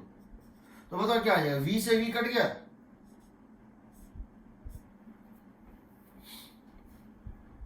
तो कितना आ जाएगा बताओ, 3m/2a 3m/2a plus 5kx equal to 0 होगा। Yes sir, so a becomes equal to minus of 10k/3m into x, सही है। यस सर, तो आगे ऐसे माइनस साइन अपने आप आता है, omega is equal to under root of 10k/, ठीक है। यस सर, तो टाइम पीरियड निकल जाएगा। चलो अब मैं तुमसे ये जानना चाहता हूं, तुमने टाइम पीरियड निकाल लिया ना, under root 10k/3m time period आ गया, किसी को डाउट नहीं है, नो सर, ठीक। नो सर, अब मुझे ये बताओ, जब सेंटर ऑफ मास यहां से x डिस्टेंस राइट है, उसे फ्रिक्शनल फोर्स कितना ऐड कर रहा है? Find frictional force acting, find frictional force acting when center of mass is displaced x right. जब सेंटर मास x राइट है तब ये कितना है? तुम पहले ये समझो, जब ये सेंटर मास x राइट है, तुमको पता है जब ये सेंटर ऑफ मास अपने मीन पोजीशन से x राइट होगा, उस समय इसकी एक्सेलरेशन होगी लेफ्टवर्ड, होगी। और क्या ये एक्सेलरेशन ओमेगा स्क्वायर x होगी? एसएचएम है ना, मीन पोजीशन से जिधर जाओगे उसका ऑपोजिट हमेशा मीन पोजीशन के तरफ, और मैग्नीट्यूड ओमेगा स्क्वायर x। अब यहां पे तुमको दो फोर्स पता है, तीसरा फोर्स पता नहीं है। दो फोर्स कौन कौन सा तुमको पता है? तुमको पता है कि जब ये x डिस्टेंस राइट गया था, इस स्प्रिंग में एलोंगेशन कितना था? x। ये इसको खींच रहा होगा, किस फोर्स से? kx खींच रहा होगा। Yes, sir. इसमें एलोंगेशन है 2x, ये कितने से खींच रहा होगा? 2x, k into 2x। Acceleration भी पता है, फ्रिक्शन नहीं पता है। लेट अस सपोज, हमको फ्रिक्शन का डायरेक्शन भी नहीं पता है। Late us suppose that this is f rightward। Late us suppose friction is static friction and let it be f rightward। अपने आप नेगेटिव आना होगा, चलाएगा, कोई डायरेक्शन मान लो, तो इसका इक्वेशन लिख दो। तुमको एक्सेलरेशन पता है, क्योंकि एसएचएम है, एक्सेलरेशन कहीं भी पता होता है, ओमेगा स्क्वायर x होता है, ओमेगा तुमने निकाल लिया। दो फोर्स पता है, फ्रिक्शन अननोन है, तो क्या लिख दोगे? लिखोगे तुम यहाँ पे एक्सेलरेशन इस डायरेक्शन में है, मीन पोजीशन राइट था तो लेफ्ट होगा, तो k into 2x plus k into x, k into 3x minus frictional force F is equal to mass into omega square x होगा ना। Yes, sir. यहां से आएगा friction is equal to 3kx minus m into omega square डाल दो वहां से 10k/3m into x, 10k/3m, ठीक है, इंटू x। तो फ्रिक्शन कितना आ जाएगा बताओ? माइनस, यही ना, माइनस kx/3 माइनस kx/3। इसका मतलब फ्रिक्शन जो ऐड कर रहा है वो राइट नहीं, लेफ्ट ही ऐड कर रहा है। उसकी वैल्यू कितनी है? kx/3, सही है। Yes, sir. इसका मतलब फ्रिक्शन प्रोपोर्शनल टू डिस्प्लेसमेंट है। Agreed? Yes, sir. Yes, sir. अब मैं तुम्हें यह जानना चाहता हूं, अगर यहां फ्रिक्शन कोफिशिएंट म्यू है, अगर यहां friction coefficient, static friction coefficient mu है, what is the maximum amplitude possible, what is the maximum amplitude possible so that the SHM is maintained, so that slipping is maintained. Slipping ना हो, इसके लिए maximum amplitude क्या दे सकते हो? मतलब maximum, ऐसा नहीं है कि तुम कितना भी खींच के छोड़ दो तो ये करेगा। हम इसको बहुत ज्यादा खींच दें और तब छोड़ दें, ये घिसने लगेगा, स्लिप कर जाएगा। तो ये रोलिंग को सपोर्ट करने के लिए फ्रिक्शन चाहिए, समझो। जितना ज्यादा एक्स होगा उतना ज्यादा फ्रिक्शन चाहिए। Yes, sir. Yes, sir. लेकिन फ्रिक्शन की लिमिटेशन है, फ्रिक्शन की वैल्यू क्या हो सकती है? Maximum mu into normal. हाँ, sir. इसलिए x की भी एक लिमिटेशन है। x एक पर्टिकुलर पॉइंट से क्रॉस कर गया, x एक वैल्यू से ज्यादा हो गया, तो फ्रिक्शन वो नहीं दे पाएगा। क्योंकि मान लो फ्रिक्शन की मैक्सिमम वैल्यू 10 न्यूटन पॉसिबल है, मान लो फ्रिक्शन की maximum value mu into normal 10 Newton है, तुम x वहां तक ले गए हो कि kx/3 की वैल्यू 6 न्यूटन चाहिए, तो दे देगा। 10 न्यूटन पॉसिबल है, तुम 6 ही मांग रहे हो। 10 न्यूटन पॉसिबल, तुम 8 ही मांग रहे हो। 10 न्यूटन पॉसिबल, तुम 10 मांग रहे हो, बट 10 न्यूटन मैक्सिमम पॉसिबल है और तुम 12 मांग रहे हो। तुमने x इतना कर दिया कि 12 चाहिए, और ये इसकी लिमिटेशन है कितनी? 10, तो ये नहीं दे पाएगा ना, हाँ, sir. तो स्लिप कर जाएगा। तो क्वेश्चन अगर पूछे find maximum amplitude possible to maintain rolling, तो क्या करोगे, इसको मैक्सिमम कर दो, इसको कर दो ए, आ जाएगा K A by 3 must be equal to mu into mg। सही है, यस सर। इससे ज्यादा एम्पलीट्यूड नहीं हो सकता। ठीक, एक और क्वेश्चन लेते हैं, उसमें क्या कर, हाँ किसी कोई डाउट है? अब जो क्वेश्चन लेंगे उसमें एक प्लैंक नीचे डालेंगे, एक प्लैंक, हाँ ध्यान पूछो। सर मुझे ये पूछना था कि इसमें जब फ्रिक्शन आ गया है, हाँ। तो हमने फिर एनर्जी कंजर्व कैसे करी? तो फ्रिक्शन वर्क नहीं कर रहा है, होता क्या है, पावर डिलीवर्ड बाय फोर्स होता है F डॉट वी। पावर जो होता है F डॉट वी, क्या होता है, F डॉट वी। या वर्क जो होता है, वर्क वो होता है F डॉट डी आर। यहां डी आर क्या होता है, displacement of point of application of the force. क्या होता है, डिस्प्लेसमेंट ऑफ, जिस पॉइंट पे वो फोर्स लग रहा है, जिस पॉइंट पे वो फोर्स लग रहा है उस पॉइंट का डिस्प्लेसमेंट लेते हैं, सेंटर मास का नहीं लेते हैं। उसी तरह से F डॉट वी जो पावर डिलीवर्ड फोर्स होता है, जिस पॉइंट पे वो फोर्स लग रहा है उसकी वेलोसिटी लेते हैं, उसकी velocity, point of application of the force होता है। तो होता क्या, जब रोलिंग मोशन करता है तो ये पॉइंट रेस्ट पे रहता है, इस पॉइंट की स्पीड 0 होती है ना, yes sir. v minus omega. Friction तो लग रहा है, फ्रिक्शन तो लग रहा है, और जिस पॉइंट पे फ्रिक्शन लग रहा है उस पॉइंट की इंस्टेंटेनियस वेलोसिटी हमेशा 0 होती है ना। Yes sir. इसीलिए यहां पे फ्रिक्शन होने के बावजूद भी हम वर्क एनर्जी थ्योरम लगा पा रहे हैं, क्योंकि इसका दो एक्सप्लेनेशन है। पहला एक्सप्लेनेशन है कि जिस पॉइंट पे तुमने फोर्स लगाया वो पॉइंट रेस्ट पे है, पूरी दुनिया मूव करेगी। ये एक रॉड को पकड़ो, ऐसे ऐसे छोड़ दो इस रॉड को, ये ऐसे गिरेगा।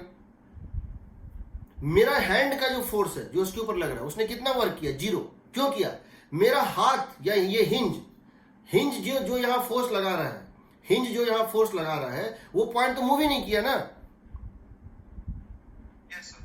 तो वर्डन 0 होगा। इतना ही नहीं,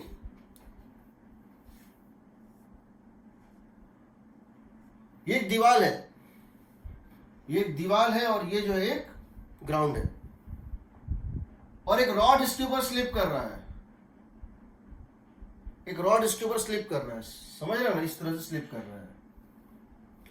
ये जो नॉर्मल है N2 और ये जो नॉर्मल है N1, ये वर्क नहीं करता है। क्यों नहीं करता है, चल तो रहा है, देखो ये पॉइंट इधर चल रहा है ना, यस सर। N2 जिस पॉइंट पे लग रहा है उसका डिस्प्लेसमेंट इसके परपेंडिकुलर है, तो ये डॉट प्रोडक्ट क्या आएगा, 0 नहीं होगा। 0 होगा। और ये जहां लग रहा है ये भी क्या हो रहा है, इसके चल रहा है परपेंडिकुलर, कितना होगा, 0 नहीं होगा डॉट प्रोडक्ट। Yes sir. तो याद रखना, दो केस में वर्क डन 0 आ जाता है। एक पॉइंट ऑफ एप्लीकेशन मूव ही ना करे, पूरी दुनिया मूव कर जाए, और एक पर्टिकुलर पॉइंट का पॉइंट ऑफ एप्लीकेशन मूव ना करे, उसके लिए वर्क डन 0 होता है। दूसरा कि मूव तो करे बट जो जिधर फोर्स लग रहा है उसके परपेंडिकुलर मूव कर जाए, जिधर फोर्स लग रहा है उसके हमेशा क्या हो, पर फोर्स और displacement of the point of application of force हमेशा 90 डिग्री पर है, तब भी वर्क डन 0 आता है। ठीक है, देखेंगे हम रोलिंग मोशन में भी जब जाएंगे तो। ठीक है, तो रोलिंग, इसीलिए दो केस बड़ा अच्छा होता है, 3 केस होता है रोलिंग का, 3 केस होता है। एक जहां फ्रिक्शन ही नहीं है, एक जहां फ्रिक्शन ही नहीं है वहां वर्क डन बाय फ्रिक्शन, कोई दिक्कत नहीं। एक जहां फ्रिक्शन है बट वो स्लिपिंग को प्रिवेंट कर दिया, वहां भी एनर्जी कंजर्वेशन लग जाता है।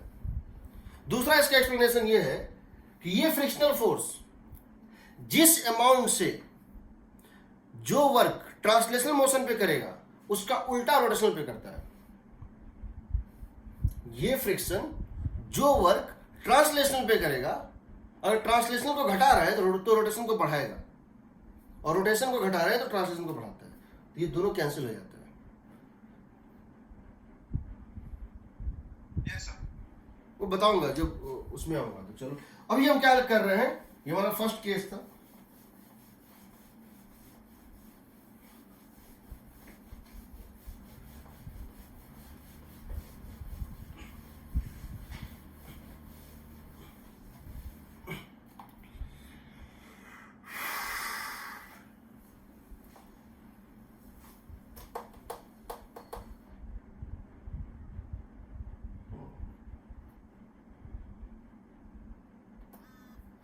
इसको ले, एक और लेते हैं तगड़ा वाला क्वेश्चन।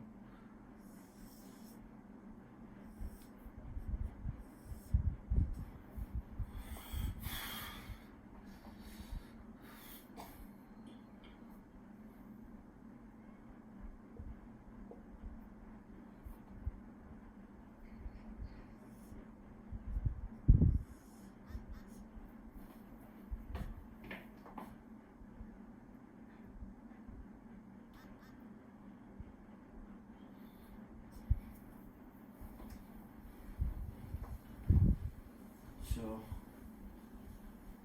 इसको ऐसे कर दें, चाहते हैं ये इधर जाए ये इधर जाए। चलो ठीक है, इधर इसको बांध देते हैं ऐसे करके एक स्प्रिंग से।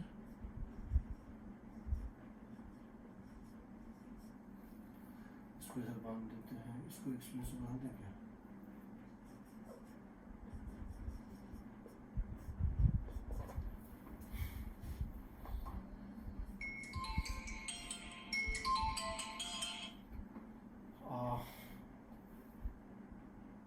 ठीक है,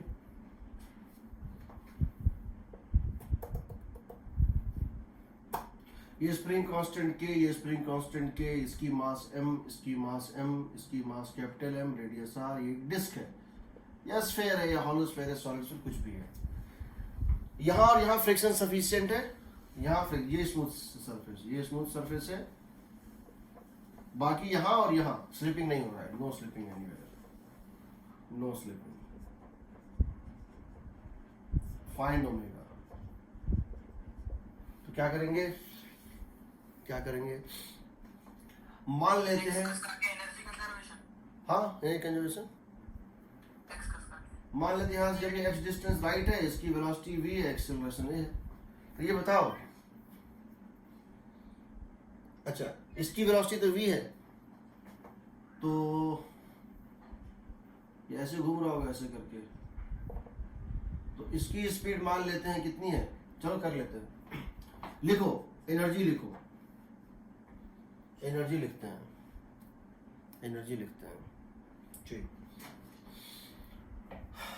हाँ अब क्या करेंगे, हाउ टू डू, क्या है डिस्क, डिस्क क्या है, डिस्क है, डिस्क डिस्क है, देखो डिस्क है। और जो कैसे करेंगे सो बताओ, कि क्या करते हैं, मान लेते हैं कि इसकी वेलोसिटी कितनी होगी, इसकी वेलोसिटी कितनी होगी, दोनों को निकालना पड़ेगा। देख लेते हैं, इसकी वेलोसिटी हो जाएगी v प्लस ओमेगा होगा, इसका वेलोसिटी हो जाएगा v माइनस ओमेगा।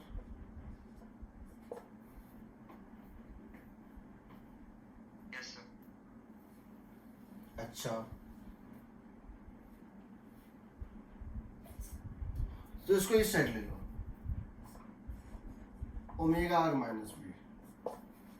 देखो सिचुएशन जिस टाइप का सिमेट्री है, सिचुएशन जिस टाइप का, हाँ वो आगे जाएगा तो v माइनस ओमेगा ही तो लिखेंगे ना, मतलब डिस्प्लेसमेंट आगे हो रहा है, पीछे ले लिए। इसकी दो वेलोसिटी है, देखो एक है इसकी v v, पर नेट तो आगे जा रहा है ना, अच्छा ठीक है, नीचे वाला प्लान तो नीचे पीछे जाएगा, नीचे भी जा सकता है, हाँ ठीक है, इसको लेफ्ट मान लिए हैं। तो from the symmetry of the case, जो सिमेट्री दिख रहा है ना, देखो इसको ऐसे पलट दो तो ऊपर नीचे आ जाए, नीचे ऊपर आ जाए, कोई फर्क तो है नहीं, ऊपर ही मास है, नीचे ही मास है, नीचे सब कुछ वही है। तो क्या ये दोनों वेलोसिटी इक्वल अपोजिट होनी चाहिए कि नहीं?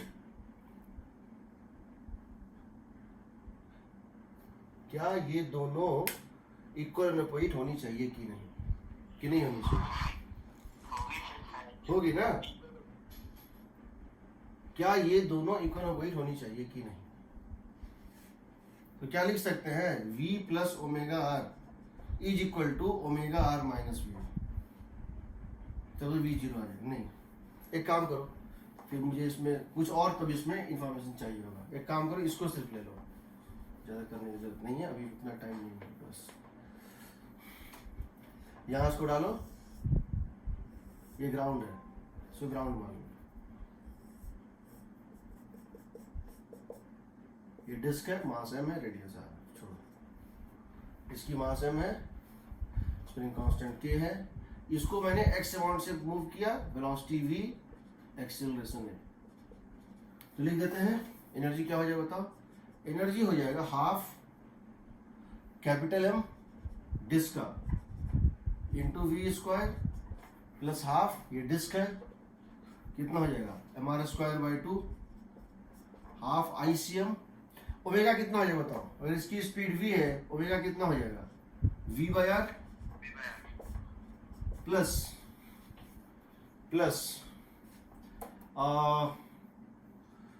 ये हो गया, ये हो गया, ठीक है। और क्या बचा? ये half m 2v whole square, ठीक है, plus half k 2x whole square. सही है?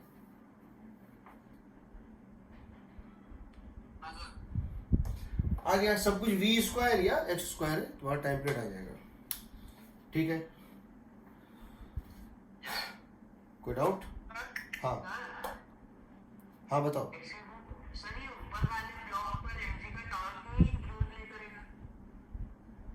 नहीं नहीं नहीं कर पाएगा। mg का टॉर्क लगेगा, तुम ये वो कह रहे हो थोड़ा टिल्ट हो जाएगा, ये बोल रहे हो? हाँ सर वही बोल। हाँ, तो वो हल्का सा टिल्ट होगा तो कुछ कर नहीं पाएगा, कुछ कर नहीं पाएगा, उसके लिए चिंता मत करो। mg का टॉर्क, इसमें इतना छोटा डिस्प्लेसमेंट है ना, इतना छोटा डिस्प्लेसमेंट है कि mg लगभग यहीं से पास करता है। ठीक, अगला देखो, अगर सिर्फ रोटेशनल का केस हो, अगर सिर्फ रोटेशनल का केस हो और तुमसे क्वेश्चन पूछा जाए तो क्या करोगे? समझो, ये एक रॉड है, आपने इसको यहां से हिंज किया हुआ है, यहां पर एक दीवार है, इसका ये एंड इस दीवार से कनेक्टेड है,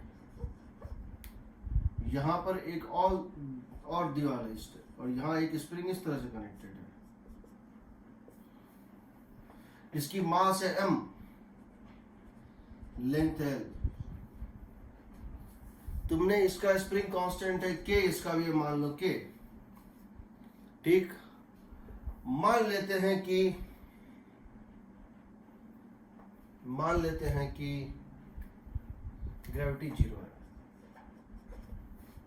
इसको हल्का सा रोटेट के छोड़ दो, इसका एसएचएम का टाइम पीरियड निकालना है। ठीक, तो क्या करो, क्या इस एक्सिस के अबाउट ये प्योरली रोटेशनल मोशन है?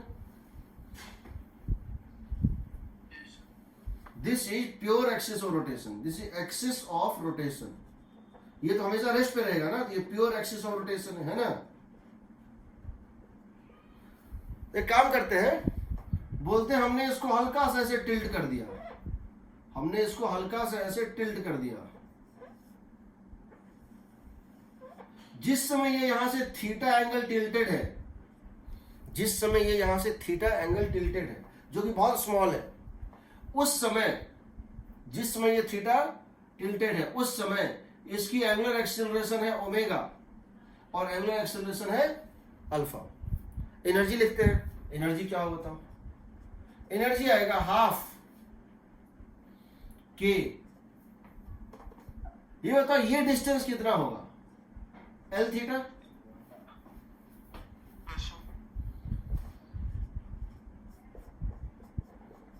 हाफ के, ये डिस्टेंस कितना मूव किया है? L theta by 2. L/2 theta, बिल्कुल, प्लस ये निकल इसका काइनेटिक क्या लिखोगे? हाफ ml²/3, हाफ, क्योंकि इसका हमको प्योर एक्सिस ऑफ रोटेशन पता है, ये इसके अबाउट प्योरली रोटेशनल मोशन है, half I about axis into omega square, सही है? Yes sir. आ तो गया। K/2 बाहर ले लो, L² θ² बाहर ले लो, 5/4 आ जाएगा, प्लस ml²/6 इंटू ओमेगा², dE/dt कर दो, कितना आ जाएगा बताओ? 5K L²/8, 5K L²/2 theta into d θ/dt plus ml²/6 2 omega d ओमेगा/dt अल्फा, ये 0। तो देखो क्या आएगा, ये था ओमेगा, ये ओमेगा कट गया, तो आएगा कितना बताओ? 5K L²/8 sorry 4, 5K L²/4 into theta plus ml²/3 into alpha equal to 0, सही है? Yes sir. L² कट गया, अल्फा कितना आ जाएगा बताओ? -K -15K θ/4m आएगा ना? Yes sir. This is alpha is equal to minus omega square theta, so omega is equal to under root of 15K/4m। ठीक, इसी को तुम टॉर्क मेथड से बना सकते थे, इसी को तुम टॉर्क मेथड से बना सकते थे, इसी को तुम टॉर्क मेथड से बना सकते थे। क्या बोलते, यहां फोर्स कितना लेगा? K L/2 थीटा, यहां फोर्स कितना लेगा? K L थीटा, है ना? Yes sir. तो रेस्टोरिंग टॉर्क इसके अबाउट हो जाएगा K L/2 theta into L/2, K L/2 theta into L/2, यह टॉर्क इस डायरेक्शन में, K L/2 फोर्स हो गया K L/2 theta into distance L, sorry into distance L, और ये जो टॉर्क होगा K L theta into L, Distance L/2 होगी फर्स्ट वाले में. हाँ यहाँ पे L/2 करेक्ट, और यहाँ पर होगा L is equal to I alpha, I मतलब कितना है? ml²/3 इंटू अल्फा, तब भी आंसर वही आएगा, आ रहा है ना वही आंसर, देख लो तो, दोनों को जोड़ दो, 4 + 1 5 K L² θ/4 is equal to ml²/3 alpha, वही आएगा। L² कैंसिल कर दो, माइनस साइन डाल दो, है ना? Yes sir. ठीक है, अब देखो, हाँ सर इसमें से कॉम्बिनेशन ऑफ स्प्रिंग्स नहीं मान सकती क्या? कैसे मानोगे? नहीं मतलब वो नहीं मान सकते वो पता, लेकिन क्यों नहीं मान सकते मुझे उसका या वो नहीं पता। देखो, मानने को तो तुम कर सकते हो, बट फिर प्रोसेस वही है। मान लो तुम क्या करना चाहते हो, एक स्प्रिंग से रिप्लेस करना चाहते हो, यस सर। कहाँ रिप्लेस करना चाहते हो, ये भी तो मैटर करता है, यहाँ या यहाँ या यहाँ, कहाँ? तुमको टॉर्क बैलेंस करना है, तुमको ये देखना है ना कि ये दोनों मिलके जो टॉर्क दे रहा है, ये दोनों मिलके जो नेट टॉर्क दे रहा है, वो अकेला एक स्प्रिंग कहाँ देगा? वो अकेला एक स्प्रिंग देगा तो उसकी वैल्यू कितनी चाहिए, यही ना? Yes sir. उसके लिए ये भी तो बताना पड़ेगा, उस स्प्रिंग को लगाएं कहाँ, यहाँ लगाएंगे तो अलग वैल्यू देगा।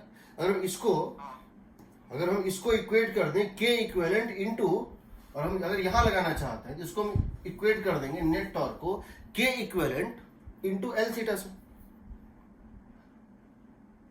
Yes sir. और अगर यहाँ लगाना चाहते हैं जो है इक्विवेलेंट स्प्रिंग, तो इसको क्या करेंगे, इस नेट टॉर्क को इक्वेट कर देंगे के इक्विवेलेंट इनटू L/2 थीटा से, यस सर, तो दोनों में अलग अलग निकलेगा ना वैल्यू। यस सर, तो जब तक बताएंगे नहीं कहाँ लगाना है, ये पूछ सकते हैं हम क्वेश्चन कि अगर हम एक स्प्रिंग लगाना चाहते हैं टॉप मोस्ट पॉइंट पे, या एक स्प्रिंग लगाना चाहते हैं मिड पॉइंट पे,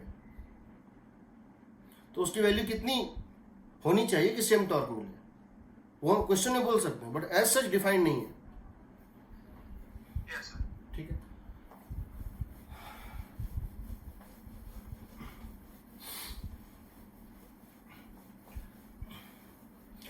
एक क्वेश्चन होता है उसको बोलते हैं टॉर्शनल पेंडुलम। क्या होता है टॉर्शनल पेंडुलम, ये क्या होता है,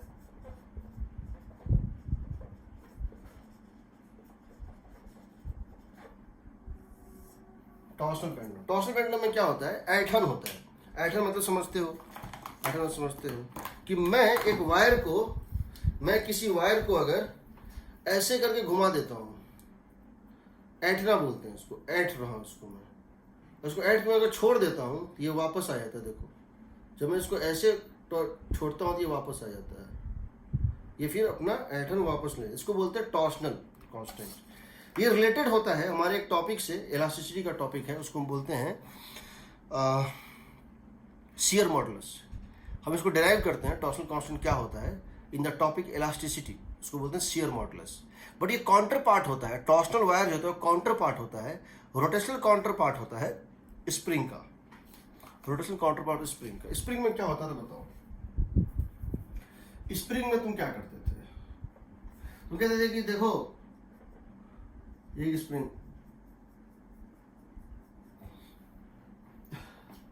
ये मूव कर गया कितने अमाउंट से, डेल्टा एक्स से, ये कितने से मूव किया, 0 से, ये रेस्ट पे रहा ना,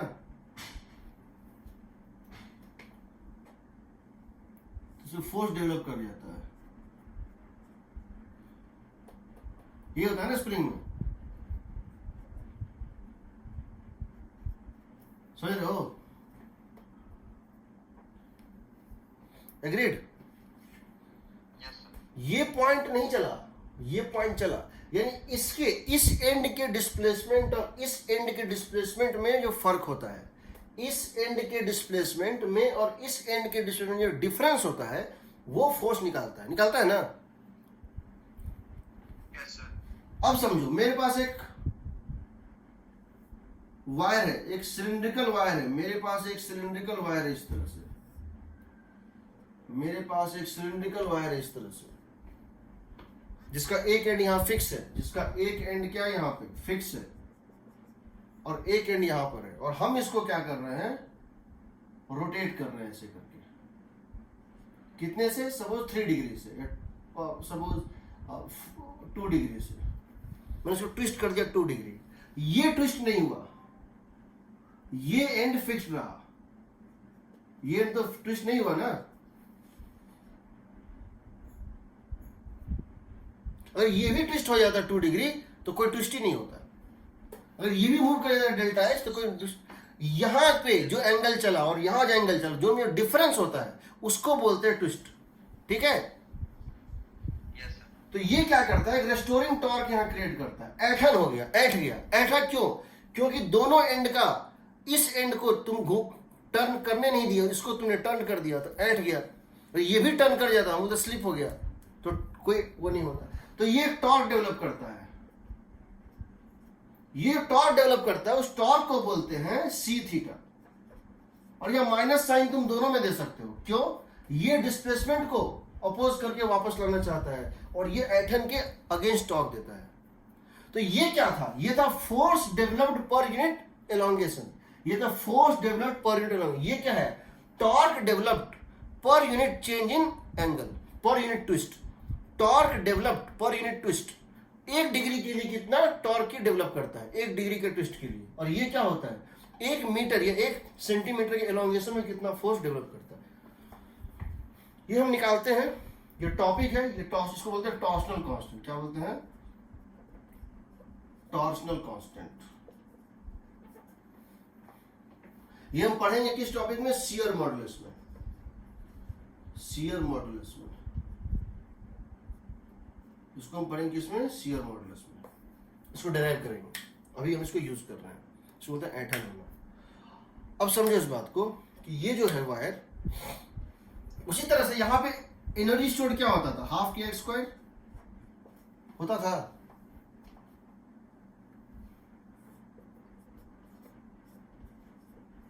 यहाँ एनर्जी स्टोर ये होता है। जो बच्चे का खिलौना होता है, जो बच्चे का खिलौना होता है चाबी वाला, उसमें चाबी देते हैं और छोड़ देते हैं, वहाँ क्या करते हैं, ये एनर्जी स्टोर कर देते हैं। घुमा दिए थीटा से, छोड़ दिए। अब ये जब छोड़ देते हैं, ये एनर्जी क्या होता है, कन्वर्ट हो जाता है उसके गाड़ी के ट्रांसलेशन काइटिंग, वो काइटिंग एरिया में कन्वर्ट हो जाती है। ये पोटेंशियल एनर्जी धीरे धीरे खुद को काइटिंग में कन्वर्ट करता है और खिलौना चलने लगता है। ये होता है ना।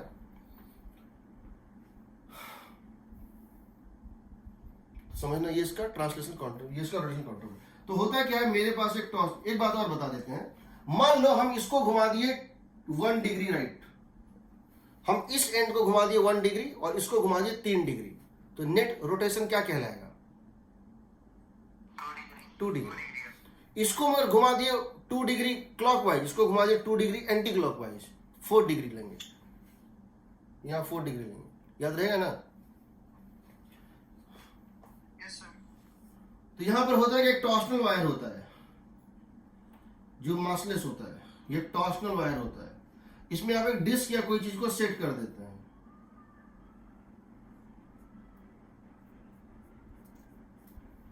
टॉर्शनल वायर हर उस इंस्ट्रूमेंट का एक इंटीग्रल पार्ट होता है जिसमें निडल होता है, डिफ्लेक्ट करता है। जैसे voltmeter, ammeter, potentiometer, उसके अंदर एक टॉर्शनल वायर लगा होता है जो उसके टॉर्क एक जगह जाके रोकता है। करंट का टॉर्क और रेस्टोरिंग टॉर्क जहां बैलेंस होता है वहां जाके वो स्टॉप हो जाता है। तो उसके अंदर लगा होता है, नहीं तो पंखा बन जाएगा, नहीं तो फैन बन जाएगा। ये तुम्हारा एक चीज है, इसका मोमेंट इनर्शिया आई है, रेडियस आर है। तुम इसको क्या करते हो, हल्का से ऐसे रोटेट करके छोड़ देते हो, हल्का से इसको रोटेट करके छोड़ देते हो, तो ये ऑसिलेशंस करेगा। तो क्या लिखोगे, इस एक्सिस के अकॉर्डिंग इसकी मोमेंट इनर्शिया कितनी है, आई है, ये इसका एक्सिस है। तो लिखोगे tau is equal to minus C theta. So angular acceleration is minus tau about by axis of moment inertia of axis, ये हो जाएगा minus C by I axis into theta, that alpha is equal to minus omega square theta. So angular ये हो गया SHM, angular SHM. ये कितना हो जाएगा, सी बाय आई एक्सिस।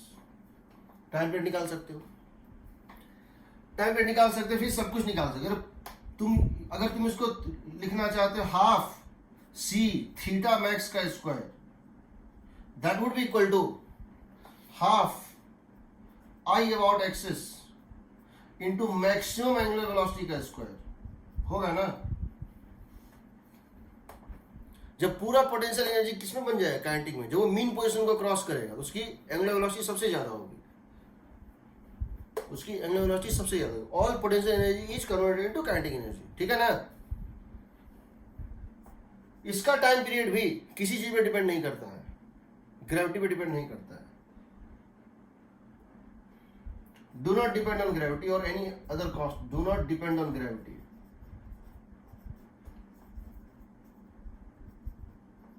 और एनी अदर फोर्स, क्योंकि सी एक कांस्टेंट है, मोमेंट इनर्शिया भी कांस्टेंट है। ये किसी इसका टाइम, अगर कोई क्लॉक इस पे बेस्ड है, वो मून पे स्पेस में, ग्रेविटी फ्री स्पेस में कहीं भी चले जाओ सेम टाइम ही देगा, लाइक स्प्रिंग ब्लॉक सिस्टम, इसका टाइम रेट। और unlike physical pendulum and compound pendulum and simple pendulum, ठीक है।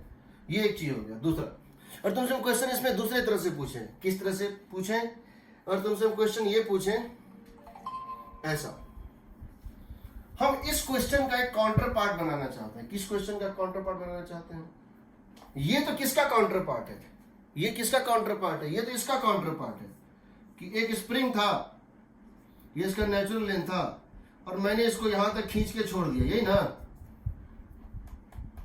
यही है ना। इसको ट्विस्ट किया, जैसे यहां इसको ए डिस्टेंस खींचा और छोड़ दिया, यहां इसको थीटा मैक्स से घुमाया और छोड़ दिया, तो ये एसएचएम करता रहेगा, करेगा ना। ये इसका काउंटर पार्ट है। हम इसका काउंटर पार्ट निकालना चाह रहे हैं, 2 ब्लॉक सिस्टम का। हम इसका काउंटर पार्ट निकालना चाह रहे हैं 2 ब्लॉक सिस्टम का। इसमें तो कैसे निकालेंगे, देखते हैं। हम क्या करते हैं, एक टॉर्शनल वायर लेते हैं, हम एक टॉर्सनल वायर लेते हैं जिसकी टॉर्सनल कांस्टेंट है C, उसके दोनों एंड पे 2 डिस्क लगा देते हैं, उसके दोनों एंड्स पे हम 2 डिस्क लगा देते हैं, एक यहां लगाते हैं और दूसरा एक यहां लगाते हैं। इसकी मोमेंट इनर्शिया है I1, इसकी मोमेंट इनर्शिया है I2, ठीक है। अब क्या करते हैं, मतलब ये जो एंड है इसके 2 एंड पे 2 डिस्क लगे हुए थे इस तरह से। अब इसको घुमाते हैं ऐसे, इसको घुमाते हैं उल्टा, इसको घुमाते हैं इधर, इसको घुमाते हैं इधर, और ऐसे करके छोड़ देते हैं, समझ रहे हो। अब ये दोनों ऐसे ऐसे करता रहेगा। तो क्या करेंगे इस केस में जरा देखते हैं। हम क्या कर रहे हैं, हम इस वर्टिकल लाइन के क्रॉस इसको घुमाते हैं θ1 से राइट, और इसको घुमाते हैं उसके उल्टा θ2 से, और छोड़ देते हैं, एंड लेफ्ट एंड लेफ्ट। तो क्या हम लिख सकते हैं, किसी मोमेंट पे, किसी मोमेंट, दोनों इस तरह से करेगा, इस वर्टिकल लाइन से एक गया था राइट और एक गया था लेफ्ट, किसी मोमेंट पे कुछ भी कर लो, क्या इनिशियल एंगुलर मोमेंटम 0 है सिस्टम की, I1 ω1 माइन, ये भी 0 था, ये भी 0 था, रिलीज फ्रॉम रेस्ट, है ना। तो यहां क्या लिखते थे, जब इसको खींच के छोड़ते तो क्या लिखते थे, m1 v1 equal to m2 v2 लिखते थे। यहां लिखेंगे I1 θ1 equal to I2 θ2, opposite in direction, I1 θ1 minus I2 θ2 is 0, I1 ω1 equal to I2 ω2 लिखेंगे। क्या हम लिख सकते हैं, half C θ1 plus θ whole square, जैसे यहां पर ये x1 और ये x2 खींच के छोड़े थे, half k x1 plus x2 whole square था, इससे बड़े से रहना चाहिए, is equal to half I1 ω1 square plus half I2 ω2 square, where I1 and ω1 and ω2 are their angular velocity at the क्या बोलेंगे, मीन पोजीशन, ये ना, एट मीन, यानी ये मैक्सिमम जो है मीन पोजीशन, ये मैक्सिमम एंगुलर वेलोसिटी है, लिख सकते हैं। हम यहां से इन दोनों को सॉल्व करें, ω1 ω2 भी निकाल सकते हैं। देखो इसको बोलते हैं एंगुलर डिस्प्लेसमेंट, जिसका मोमेंट इनर्शिया कम होगा उसका एंगुलर डिस्प्लेसमेंट ज्यादा होगा, और जिसका मोमेंट इनर्शिया ज्यादा होगा उसका एंगुलर डिस्प्लेसमेंट कम होगा। जैसे यहाँ पे क्या होता था, जिसका मास कम उसका एम्पलीट्यूड ज्यादा, और जिसका मास ज्यादा उसका amplitude come. m1 a1 equal to m2 a2, यहाँ क्या लिखते थे, m1 a1 equal to m2 a2, a1 plus a2 equal to initial जो भी था x1 प्लस x2 जो कि मैक्सिमम वैल्यू है स्टार्टिंग में, और क्या लिखते थे, half k a1 plus a2 whole square या x1 plus x2 whole square is equal to half m1 v1 स्क्वायर प्लस हाफ m2, ऐसा इसमें लिख सकते हैं। हम इसको सॉल्व कर सकते हैं, कुछ भी निकाल सकते हैं, ठीक है।